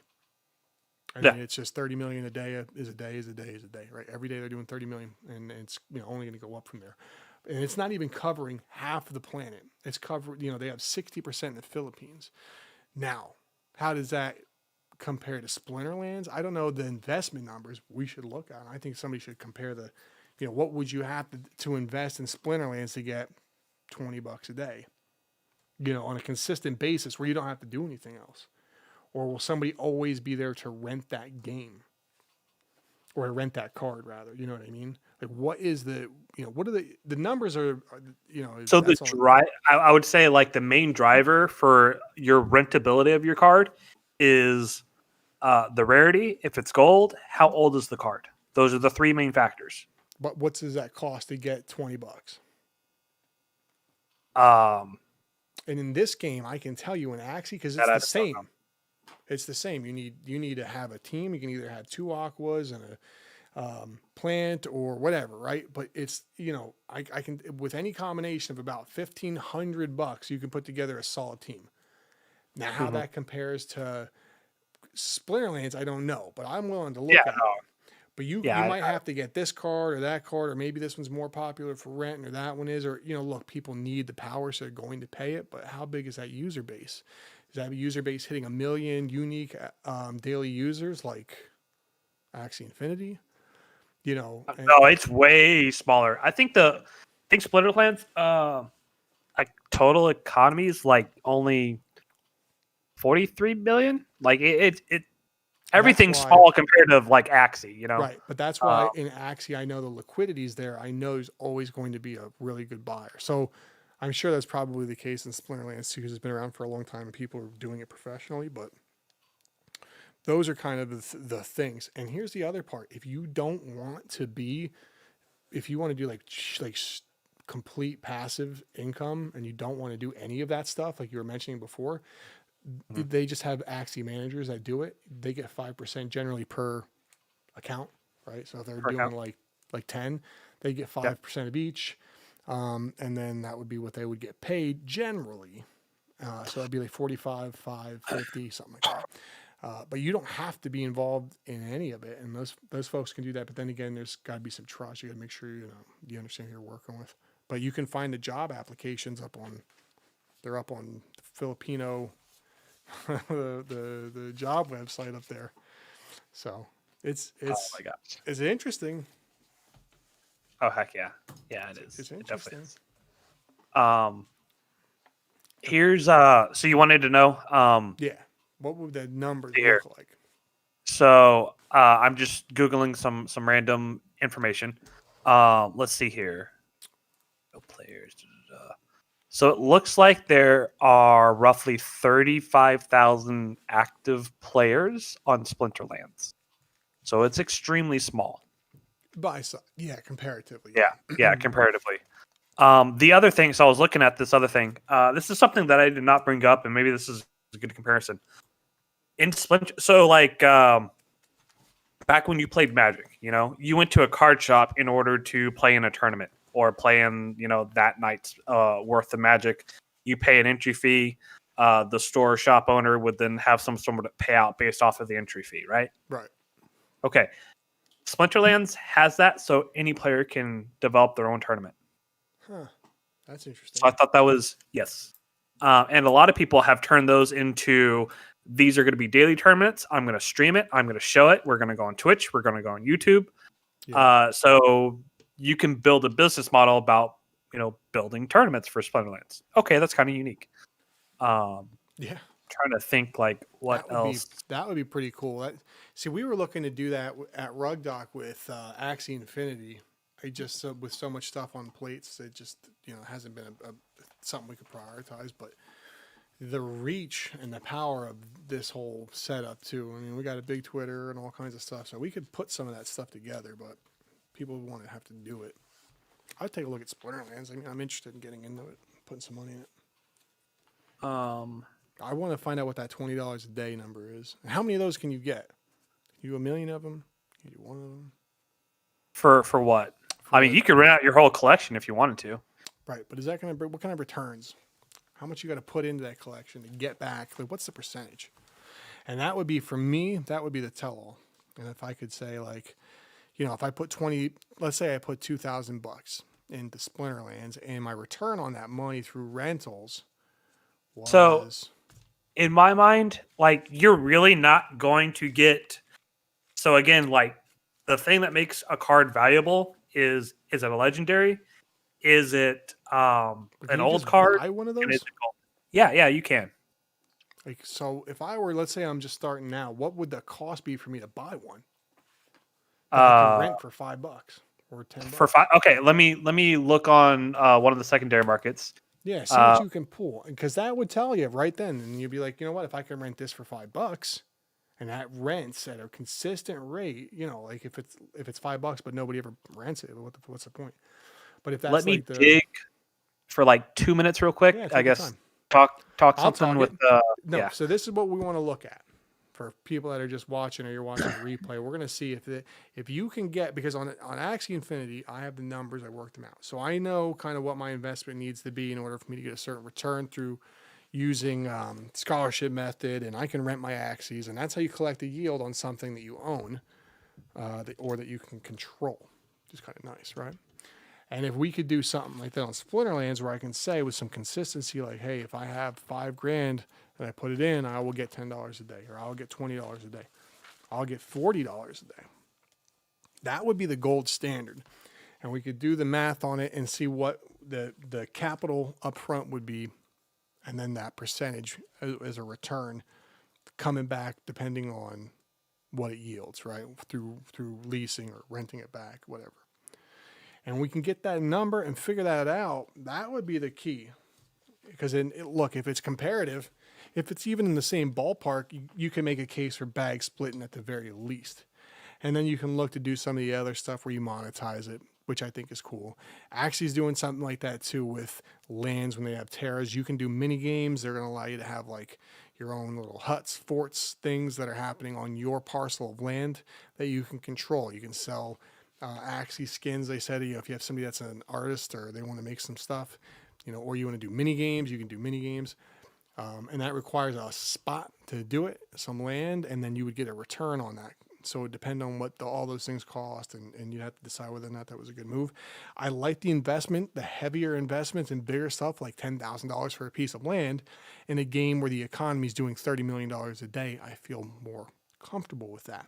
I feel more comfortable with the liquidity because I know the liquidity is there to swallow that kind of a deal every single moment. Now, can this guy get $100,000 for his Kraken every day of the week? Maybe.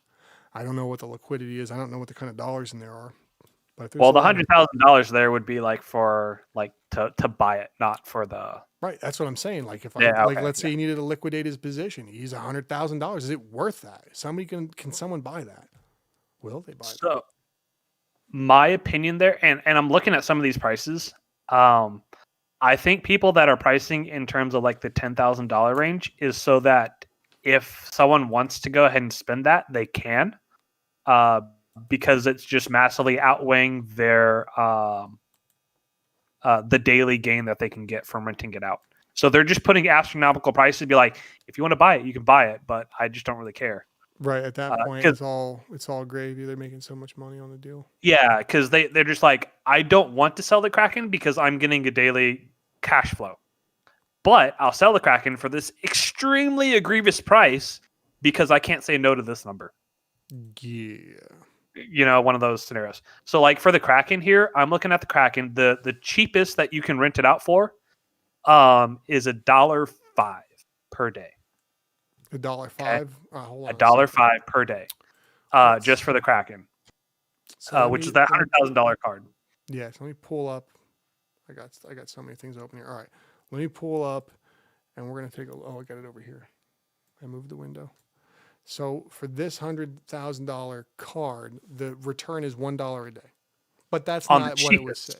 That's not what it would say. On the cheapest, right? It's not going to sell for $100,000 because no one's realistically going to spend $100,000 on this card. On right, not at this moment. Maybe if this game was still around in 20 years, like Magic or something, maybe then, but not right now. No one's really going to spend that. Unless you're like a mega whale that was like billions of dollars and you just want to like completely own all of Splinterlands yourself, sure, maybe. So let me say that's the cheapest. What you're probably going to be looking at in terms of, so how I was saying like you need power in order to keep going up. Yeah. People will rent more and more of these high power cards towards the end of the season so that they can push the rank to get more rewards because they're in a higher league. Right. On the high end of the Kraken, it's $4 per day. So once you go through all of the low liquidity, the high rate is $4 per day on a Kraken. Huh. That's interesting. So let me find something that doesn't have an astronomical freaking purchase price. Yeah. Okay, so here's one. Lord of Fire. It's actually a meta card. No, that's not. Yeah, here, let me Hold on look. 1 second. And while you're doing that, I'm going to go real quick and show a Sure. screen. This is what we're looking at over here. This is recently sold. So 18 minutes ago, there's a deal for $13,000, 13.5 grand on a piece of land. It's a Savannah plot, entry plot, not the best, but that's real money. And it was 18 minutes ago. These transactions are regularly happening. So when you see like, oh, it's 10 grand for a piece of land, well, they do sell. They sell pretty frequently. Now, if we look through here, 11 ETH, this was 2 hours ago. It's $33,000 for this piece of land. 2 hours ago, 45.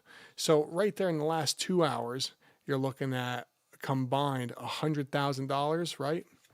And then I got the, what's this here? 3 hours ago, 300. That's 39 grand. There's no commas in between any of the digits.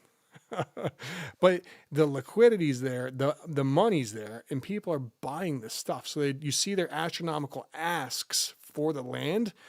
This guy just bought a Mystic plot for $90,000, and that was 4 hours ago. Does that make sense? And then 8 hours, I got a 30, I got a 36, I got a 21, 9 hours ago. So all within there, you've got, freaking a fortune. A fortune. That's got to be over $250,000, if not, almost probably $350,000 right there in just land sales in the last 9 hours, right? So that is what I'm talking about when I say the liquidity and, you see these astronomical prices, $90,000. You saw a $100,000 card over there. Here's somebody actually bought a $90,000 piece of land, and they did it 4 hours ago. It's not like it never happens. So, Yeah. all right. Yeah. I'm going to pop Discord back up here so we can take a look at that. Did you throw it in? Here. Right. Here, yeah, I'll throw in here's a pretty decent example where I could see someone actually buying the card versus like wanting to rent it out, because there's some low value in there with a high daily rate for rental. Right. Let me put this over in the Discord. Yeah, slap a screen in there. There you go. Take a look at it. The purchase price is a little bit more reasonable for like 100 grand. Yeah. So and the daily rates are a little bit higher too. Daily price on this. All right. So yeah, work me from left to right here. Level 4. That's the card level. And then I got a reward gold. Yes. And then that means cost. Yep. Yeah. And then level 4 means multiple of this card has been burned. So there's less of it, which is why also like card prices can raise because there's less cards in circulation now. Right. Reward is just the addition. Gold means if you play this card, you're going to get a 10% bonus reward for each battle that you play with this card and win. Cost to purchase is obviously the cost that you have. Daily price, so DEC is if you pay in their in-game currency, and then they give you an approximate dollar value that's tied through the API on the DEC to USD ratio. Right. I don't know what this ROA is. They give you the whole formula in it, but it's not really, and then just the owner, and then I guess that's the card ID for the NFT, I'm guessing. Right. So we're looking at, so I'm going to run this down real quick, but essentially we're looking at an approximate $2.50, and that would be the daily yield off of that, and the card's at 8,800. And then the next one's something similar, 8,800, and that one's also $6.37 is the yield on that. Is that accurate? Yeah. Yeah. Now, if I'm doing Axies and I got 1,600 or I got $2,000 for a nice team, I showed you that one. Was that $1,600 for that team? 1,700, and they're yielding $10. And you can have somebody manage it for you. You don't have to touch them. And this guy, Buff Fester, whatever the hell his name is, he's got 35 of them. And if you go through and just hit the setups, it'll show you these guys they all got like a dozen or more. Some guys got 25, 30, 50, and there's no shortage of people. It's like a job, right? You're renting somebody their job. And it feels kind of like shitty to say that, but when you see videos of them and they're, in the documentary and they got like braces on and they're wearing, brand new clothes and a wristwatch on their wrist, you don't feel so bad anymore because you're really doing a favor. You're bringing your capital to bear, putting at risk in the markets, buying this stuff and creating an economy that allows all this to happen. And the number is so low. The cost at 16, 17, even if you paid 25, it's just so low compared to some of the other numbers, and you're still getting $10, a day gain or more. Before it was a little bit higher, and I'm pretty sure once this SLP thing balances, it's going to go back up to that rate because if it's just like any economy. These guys are not dumb. When the price comes down, it makes it more profitable for them to breed. More folks are going to do that. And when they start breeding, obviously the price is going to increase on SLP because the demand is going to increase. That's going to then drive the price up because the supply is being limited or it has another constraint on it being, the volume of folks buying it. So all that considered, the yields, if you buy in now, I think it's going to be a better price, but still the yield compared to what you would be looking at with some of these other ways to bring money back in is just really good. It's really good. And you Sounds don't have like to where be. my next paycheck should go. What's that? So it sounds like where my next paycheck should go. I think you should throw a couple bucks and try it out. I'll throw you some. I'll send you some links. See, that's one of the things you didn't know. There's other ways to monetize this stuff, and that one's big. Hell, right? Does that not seem like a big one? Yeah, no. It's another way of doing the whole like rental. I think renting is good. I just don't know which way is the best way. This way of renting is different than Spencerlands. I'd love to have like 50 different companies throw out like their own business model for renting. Be like, and just me go play around. Be like, okay, what makes this one better than this one, or what's different? Like that's what I'm super interested in. Yep. That's why I was asking questions about it because I'm obviously super interested, but I'm looking for the best ones. If I can get close, split your bags, right? But this is, if you're collecting rent or if you're, we're doing recurring revenue streams that are, paying off. They're positive cash flow. That's right. And that's exactly the world that you want to get in with a lot of this stuff because it's effortless. That's like your landlording. And like I said, I have a real estate background. So for me, it's like all these things make sense. That's me and a few of my friends. We got into crypto this last year because the housing market went so high. There was no way for us to get into the housing market like we wanted to. So we're using this to then finance our housing, and because we want to get into housing and storage units. Yeah, storage units are good too, I hear. I've never messed with any of that, but anything where you can rent. And I know there's a lady here locally that runs the local real estate agent, Real Estate Investors Association, local RIA, and she's like buys all kinds of stuff. There's a piece of land, and it's like in the city, and it's a little sliver of grass. And she bought it for $750 at auction, and she rents it to these guys, and they put their containers before they ship them out, like the shipping containers. People will fill them with stuff in the pods or whatever. And she's got like a little strip of land. It cost her $750 at the auction, and she bought it and she rents it for $500 a clip to these guys. Each time they do it, and they have a whole thing, and she makes bank on that. Yeah, she does all that stuff, but it's all about that finding ways to monetize it, get that passive income, by the cash flow, reoccurring revenue, right? Reoccurring revenue streams. Yep. So I'm all about that. Anytime you're finding something that's cool, that's working, or something that's outside the box that not everybody's already on, you can always drop me a note on that because I will check all that stuff out. I do all that. But I do like flips and stuff too. So that's all part of the house. Okay. I'm into all I was we were looking at getting the housing market, and obviously it was getting priced out of to where like we couldn't even it's me and like two other guys. One's his brother, the other guy I've been working in the same engineering firm for like 7 years. We've been I pretty much am the one who just goes sits in his office at like close, and we talk for like 2 hours. Right.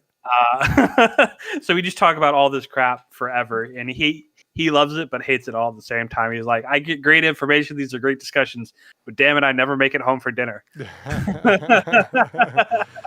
it. But the thing is, when it stops becoming academic and you put, the rubber to the road, you can make some real money on it, man. And Yeah.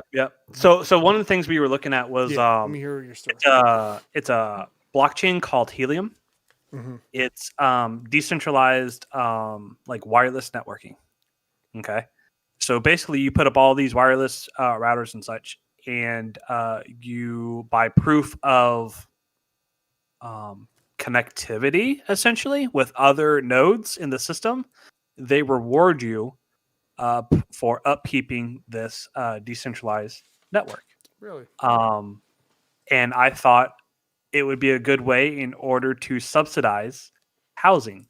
And it can give you a competitive edge because then you're like, well, I'm going to pay for all of your electricity and I'm going to give you good internet because you're going to piggyback off that internet anyways with your node. And you're going to make way more. Way more. I wonder how much you can make off that. I can look it up. There was I've seen one where it's like 100 H&T over the course of a week, and H&T is running like $15-16 at the moment. Oh yeah. Yeah. And 100 of the 15-16? Yeah. So it's like $1,500 a week. So how much does it cost to buy the node? It varies from 600 to like 1,400, and it's a 2.5 month wait just to get one list at the moment. Yeah, just to get one. They're trying to incorporate as many new manufacturers. So the supply constraint that's going on is obviously hurting them. The chip shortage that's going on is obviously hurting them.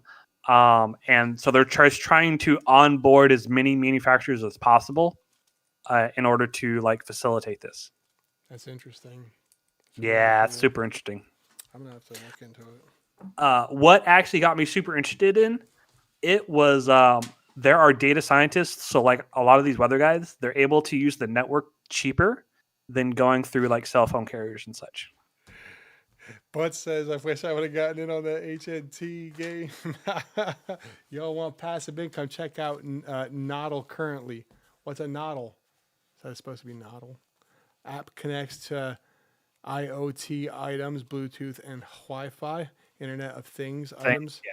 I guess it's an app, Nodl. I'm not familiar with it, but I'll have to look at it, I guess. Nodl. Okay. Butts, what kind of other black magic you got going on over there, Butts? I told you he's crafty. He's not dumb. He's a smart dude. Don't let the name fool you. He's clowning, but he's got lots of smarts. He's just thinking about ass the entire time. That's right. He's just thinking about assy. Oh wait, that's Axie. That's me. So fucking bullish on Axie, man. The revenues are gonna be great. It's already happening. I think I'm gonna put that down. It's called Helium. Yeah. What's it? The NHT? HNT, yeah. HNT. Yeah, that's the ticker code for it. HNT. Man, I wish like I had all the stupid like VC funds in the world. I'd be trying out so much different shit, but like, does this work? How does this work? You're already doing that. But I'm so limited to the amount of money I can just funnel into this. Yeah, but you're at the maximum number of useful things that you can funnel. So at least in NFTs and video games, you can go no further. You're at your limit. It's 3. It's crypto, not crypto blades. With the Splinterlands, Axie, and then what's this other one? Flip game, BioFlip, BioFreeze, BioThing. Oh, the Blanco. Blanco. Yeah. So Blanco is kind of interesting. I don't know if you know anything about it or not. I don't know. I don't know shit about it. You ever heard of Fall Guys? No. Okay. Blanco, unlike pretty much every other game out there, is an actually fully functioning game. Really? 3D modeled, everything. Yep, fully functioned. Still in early access. There is no cryptocurrency. It's all fiat based. all of the blankos or avatars that you purchase is on the blockchain. So they're NFTs. Right. Which is cool. So think of like you taking a CryptoPunk or not CryptoPunk. That's how Funko Pops. Yeah, that's how Axies are kind of built too. Like you can take the ERC 720s when they fix it and update it because they're all stuck on Ronin because they moved to Ronin, but you're supposed to be able to take those and use them with other games. Yeah. So it's basically here. It's like the what was the Funko Land? Funko Pops. Like that's kind of what they look like. I'll have to look at it. Yeah. Let me here. I have some images that I pulled from some other folks because I was trying to gauge interest between my friend group. I'm like, do you like these? Would you actually spend money on this crap? Type scenario. Right. I'll give you some. So what actually also caught my eye a lot was they've been teaming up with actual fashion brands. Lead fashion brands. Yeah. So they just did one fashion brand did a NFT drop, $300 for the NFT, 700 minted only ever. That is now flipped to $1,100 within the same day. Wow. I will send you. Here's some images I'm gonna send directly to you that I have from their marketplace. But you need to put in some knowledge here. Drop some knowledge in chat. Stop being a turd. Punish a content scrapper. Let's see what I send you that one. Okay.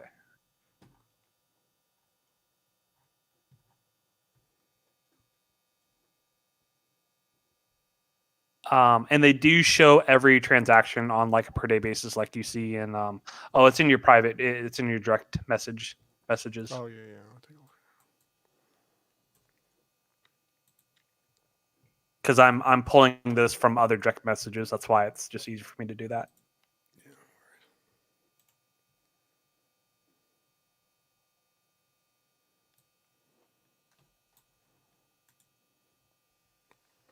Oh yeah, these are actually pretty cool. Yeah, so these things are blanco when they start. They got nothing on. Yep. And they come as a collectible because they come boxed, and you have the option of opening up the box and playing the blanco. That's interesting. So there's even more collectability if you don't play with it and keep it in the box. Huh. Obviously. Why is that not surprising? Jesus. That's a $1,200 one there, Sharky, huh? Yeah. That's the fashion designer one. Yeah, I see that Burb. Got Burberry on. Yep. I had no idea that they were a fashion designer. Twitch has already been involved in this. Burberry's already been involved with this. I'm super interested. People can create their own maps. They have pretty much racing and shooting are the two kind of game modes that are kind of in the game at the moment. But it's not like they can't expand it because it's still in early development still. Right. I'll have to get on that. I will say this. You can earn a Blanco. It just takes forever with their in-game reward system. Really? Yes. It takes forever. Which is why I'm saying, if you really I see the majority of people wanting to do this with USD. So it's going to be more of a collectability type item. Be like, oh, well, this one looks really, really cool. I'm just going to buy it outright versus because I would say so you could buy that Burberry. So it was $300 straight up, or you could spend 30,000 of their tokens. Right now, I'm thinking every 2 weeks you get about 200 to 300 tokens through their reward system. So, it's going to take a person quite a while to accumulate 30,000 tokens. Yeah. One way of looking at it. Now the reward system could change, make it Yeah. more accessible, but Always subject to change. That's it. But I like this because it's a full 3D interactive game. I think it's also you can open it up through Steam, so you have a huge audience there to pull into. Is there any money to be made over on Steam with any of this stuff, like economy through Blankos? No, just in general. Oh, just in general. I haven't seen any crypto games running through. Oh no, I just meant in general. Oh, in general. Oh yeah. You can. You just buy and sell skins like Counter-Strike skins and whatnot. I know that was a big thing, right? The Counter-Strike. Oh, it still weapon is. Skins. Yeah. Oh yeah, it definitely still is. There's a huge market for it. No. When I was into Counter-Strike, I was too young and did not have money. Yeah. I understand that. So, because wasn't there like a kid that was playing Counter-Strike and he was trading all this stuff and he got like he was doing really well, made a bunch of money, got himself like a super fancy exotic sports car and then like killed himself with it or something. And they were saying he made all this money off of YouTube and more or less off of Counter-Strike, and then he was, I guess, YouTubing on the side. I'll have to look at it. Probably. Yeah. Yeah, that's crazy. Because that's the only reason I know that game is because of that story. Oh, wow. Let me see if that's I can crazy. Find it. Yeah. Counter-Strike. So that one is a good one still. Is there any other games that you can think of that might be good? Just in general? They don't have to be blockchain, but... to make money off of, or that have good economies.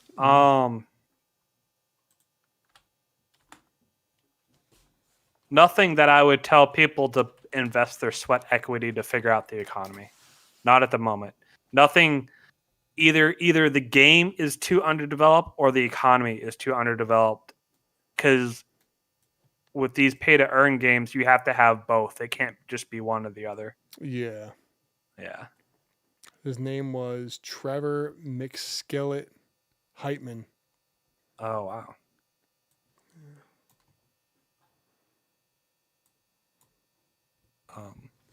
Yeah, that's crazy. 2018, too. That was a while ago. But that was, he bought a McLaren playing CSGO. Wow. That is crazy. You imagine that, getting to the top of the freaking food chain and then wrapping your McLaren around the freaking tree and killing yourself. But that's why you got to be careful with those kind of investments. You buy them fancy sports cars, boy, you better buy 2 seatbelts.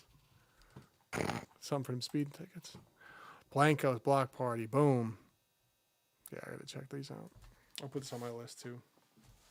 But I want to do that. I definitely want to do this Splinter. I just like Splinterlands is definitely not on the same level as Axie, but I think that's because they don't have the same user base, so they don't have the same volume to make the same amount of money. Yeah, but that was the thing is Axie didn't have that 2 months ago.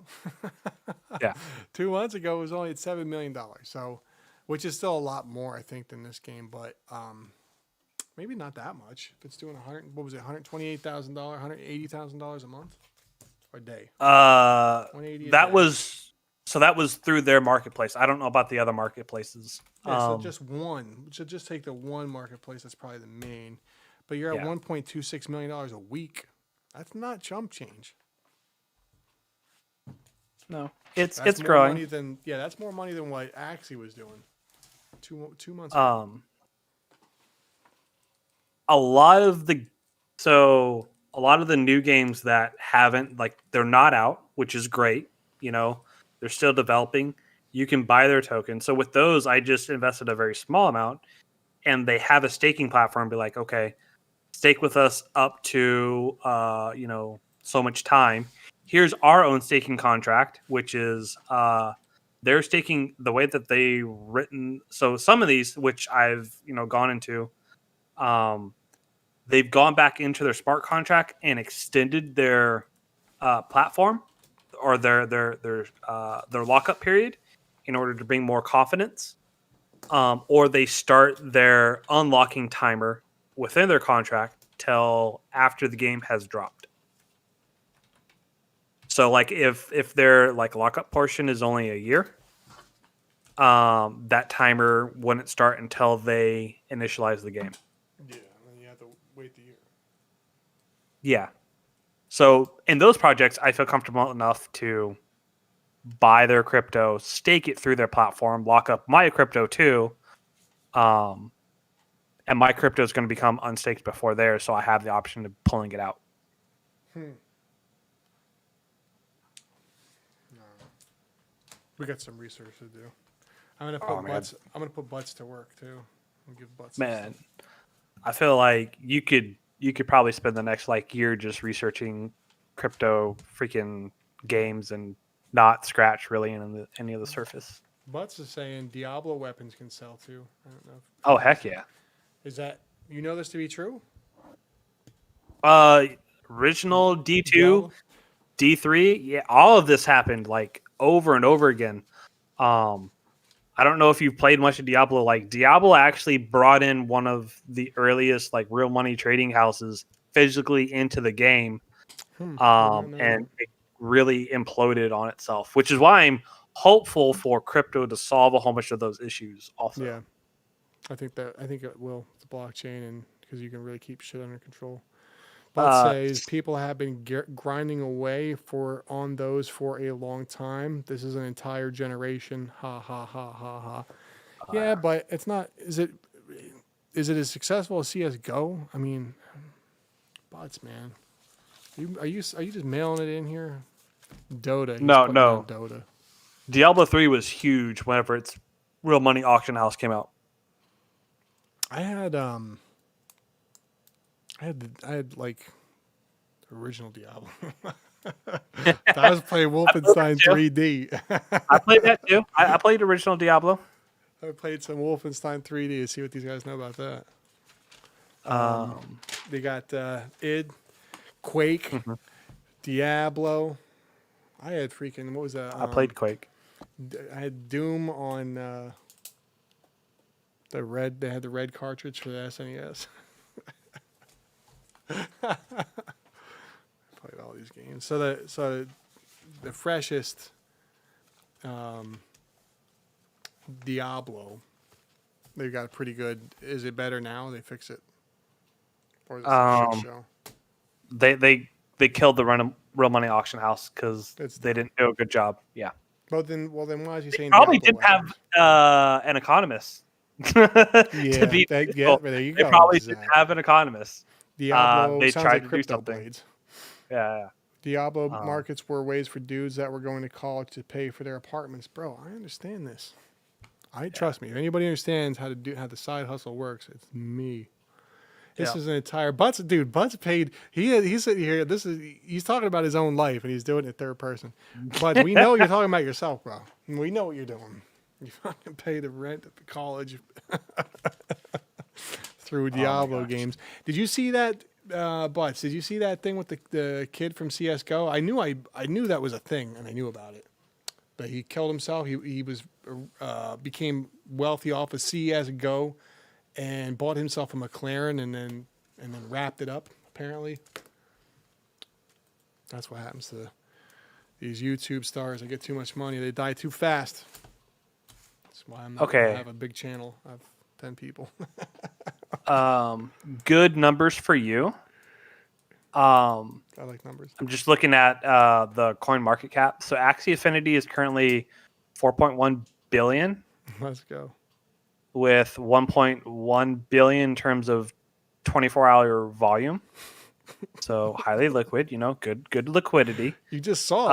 I showed you guys. Oh yeah, no. $90,000 land sale 4 hours ago.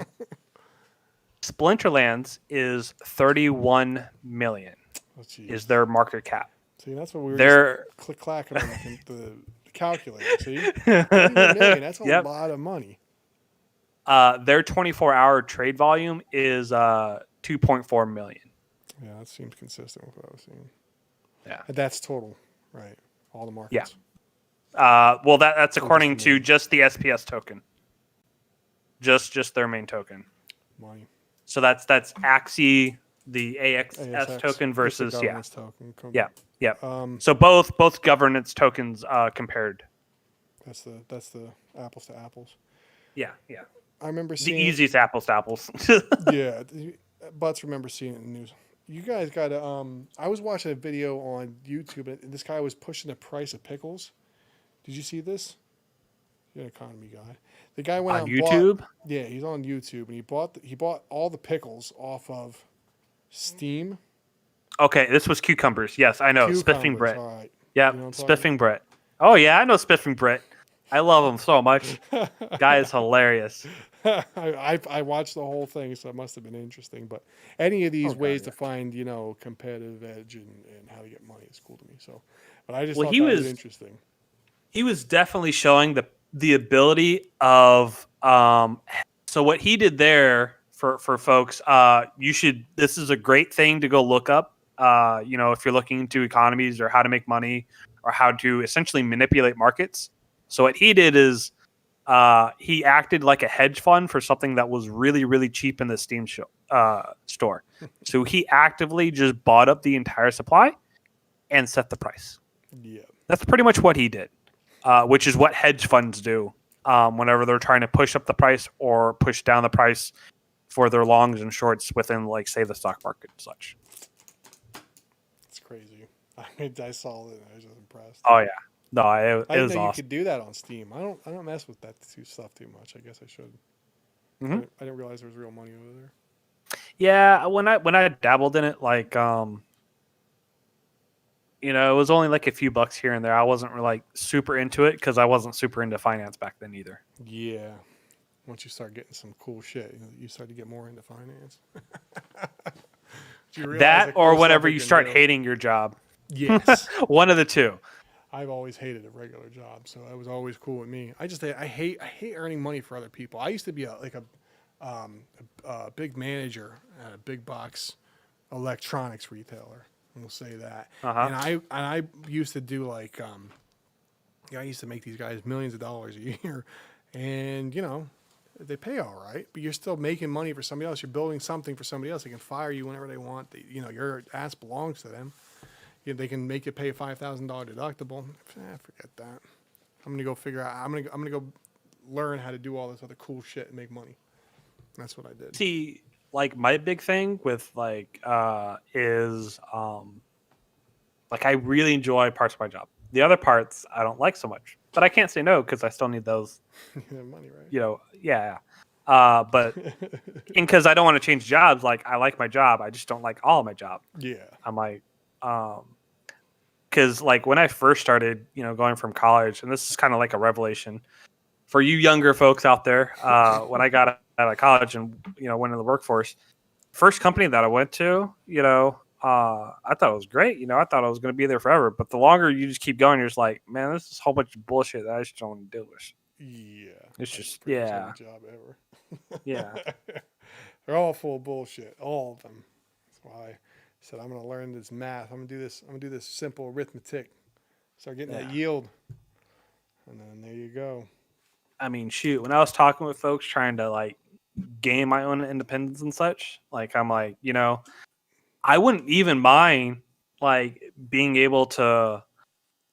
I like so much of parts of my job. I'd be willing, like, if I could just do things on the side and be completely financially free from them, I'd be like, okay, I will do this 70% that I love doing for free because I just love doing it, But I'm not going to deal with this other 30%. You can't come to me for this other 30%. But I'll do all this other stuff for free. When I'm available, I'll come in. I'll do all this other stuff because I love doing it. I love, the interactions and the things, about it. That's the cool stuff. If you can find stuff that you actually enjoy. Oh yeah, that's such a rarity. Yeah, I love. It's a rarity. I mean, I've always been in business, so like even running big box businesses, you're still managing multi-million-dollar stuff. It's somebody else's, but it's fun. Mm-hmm. I enjoy that. I like having people and working with like huge amounts of folks, and All that stuff to me is enjoyable. I like doing it, but nothing's as fun as real estate for doing stuff and having adventure and going out into the markets. Real estate's really, really fun. And then there's nothing better than like DeFi and this stuff when it comes to just like the cool, like I can just come to my work center and I can sit down and just start like making plays, making money, doing stuff.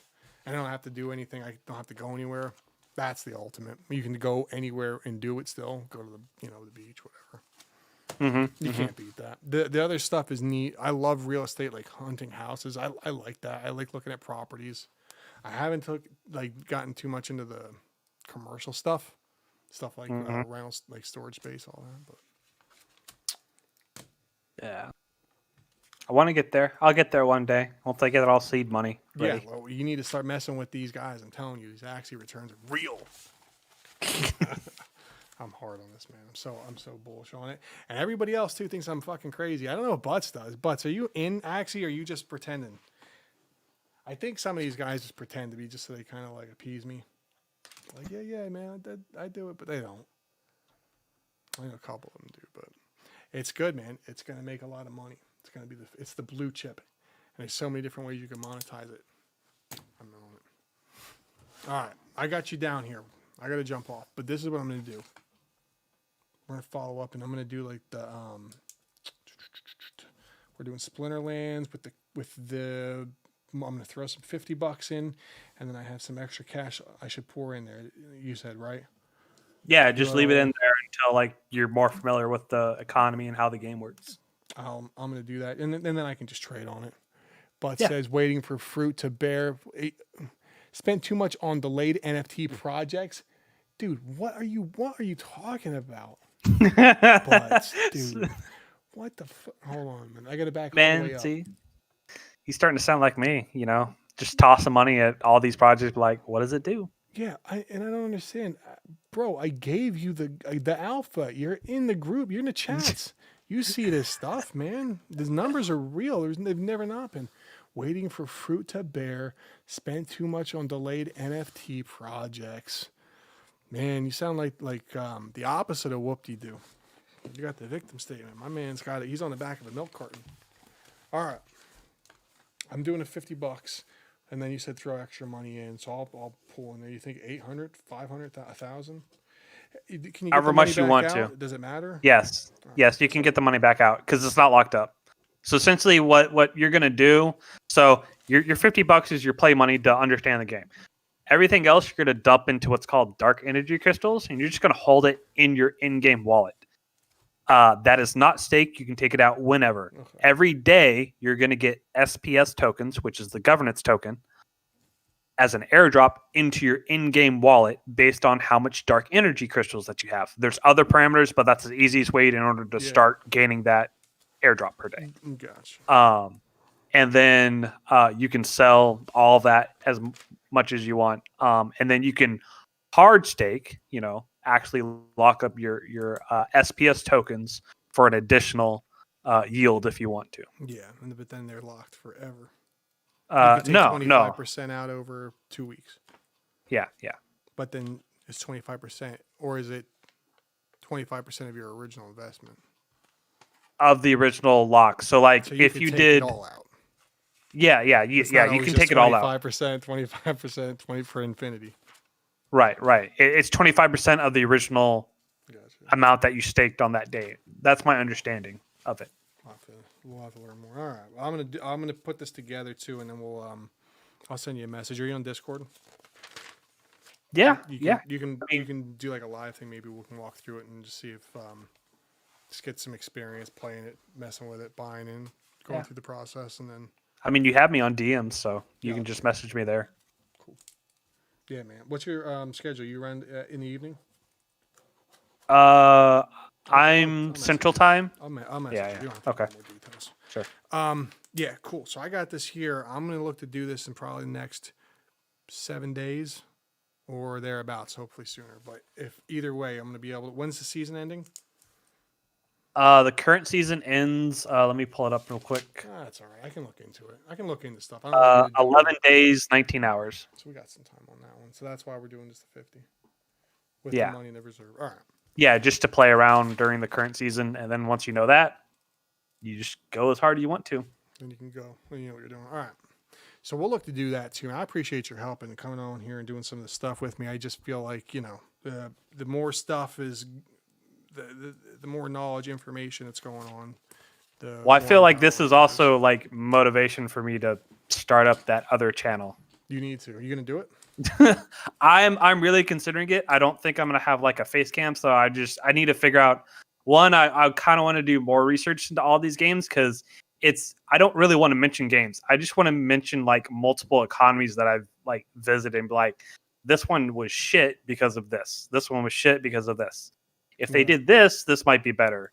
I like this in this economy. It might actually work better in this economy though, just because of the game mechanics that are kind of in there. Yeah, like that's what I kind of want to look into, because I think this whole space is going to be huge, and no one does that content.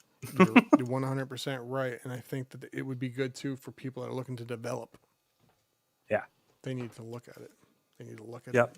it. You know what? That's going to actually become a specialty where that people go to college for. It's going to be game economy. Game economy. Yeah, small scale economies. Small scale economies, but like specific to this kind of stuff. Yep, 100%. Like a blockchain or whatever. I don't know, but anyway, it's gonna be. They're gonna do it. It's gonna become like a thing. Watch.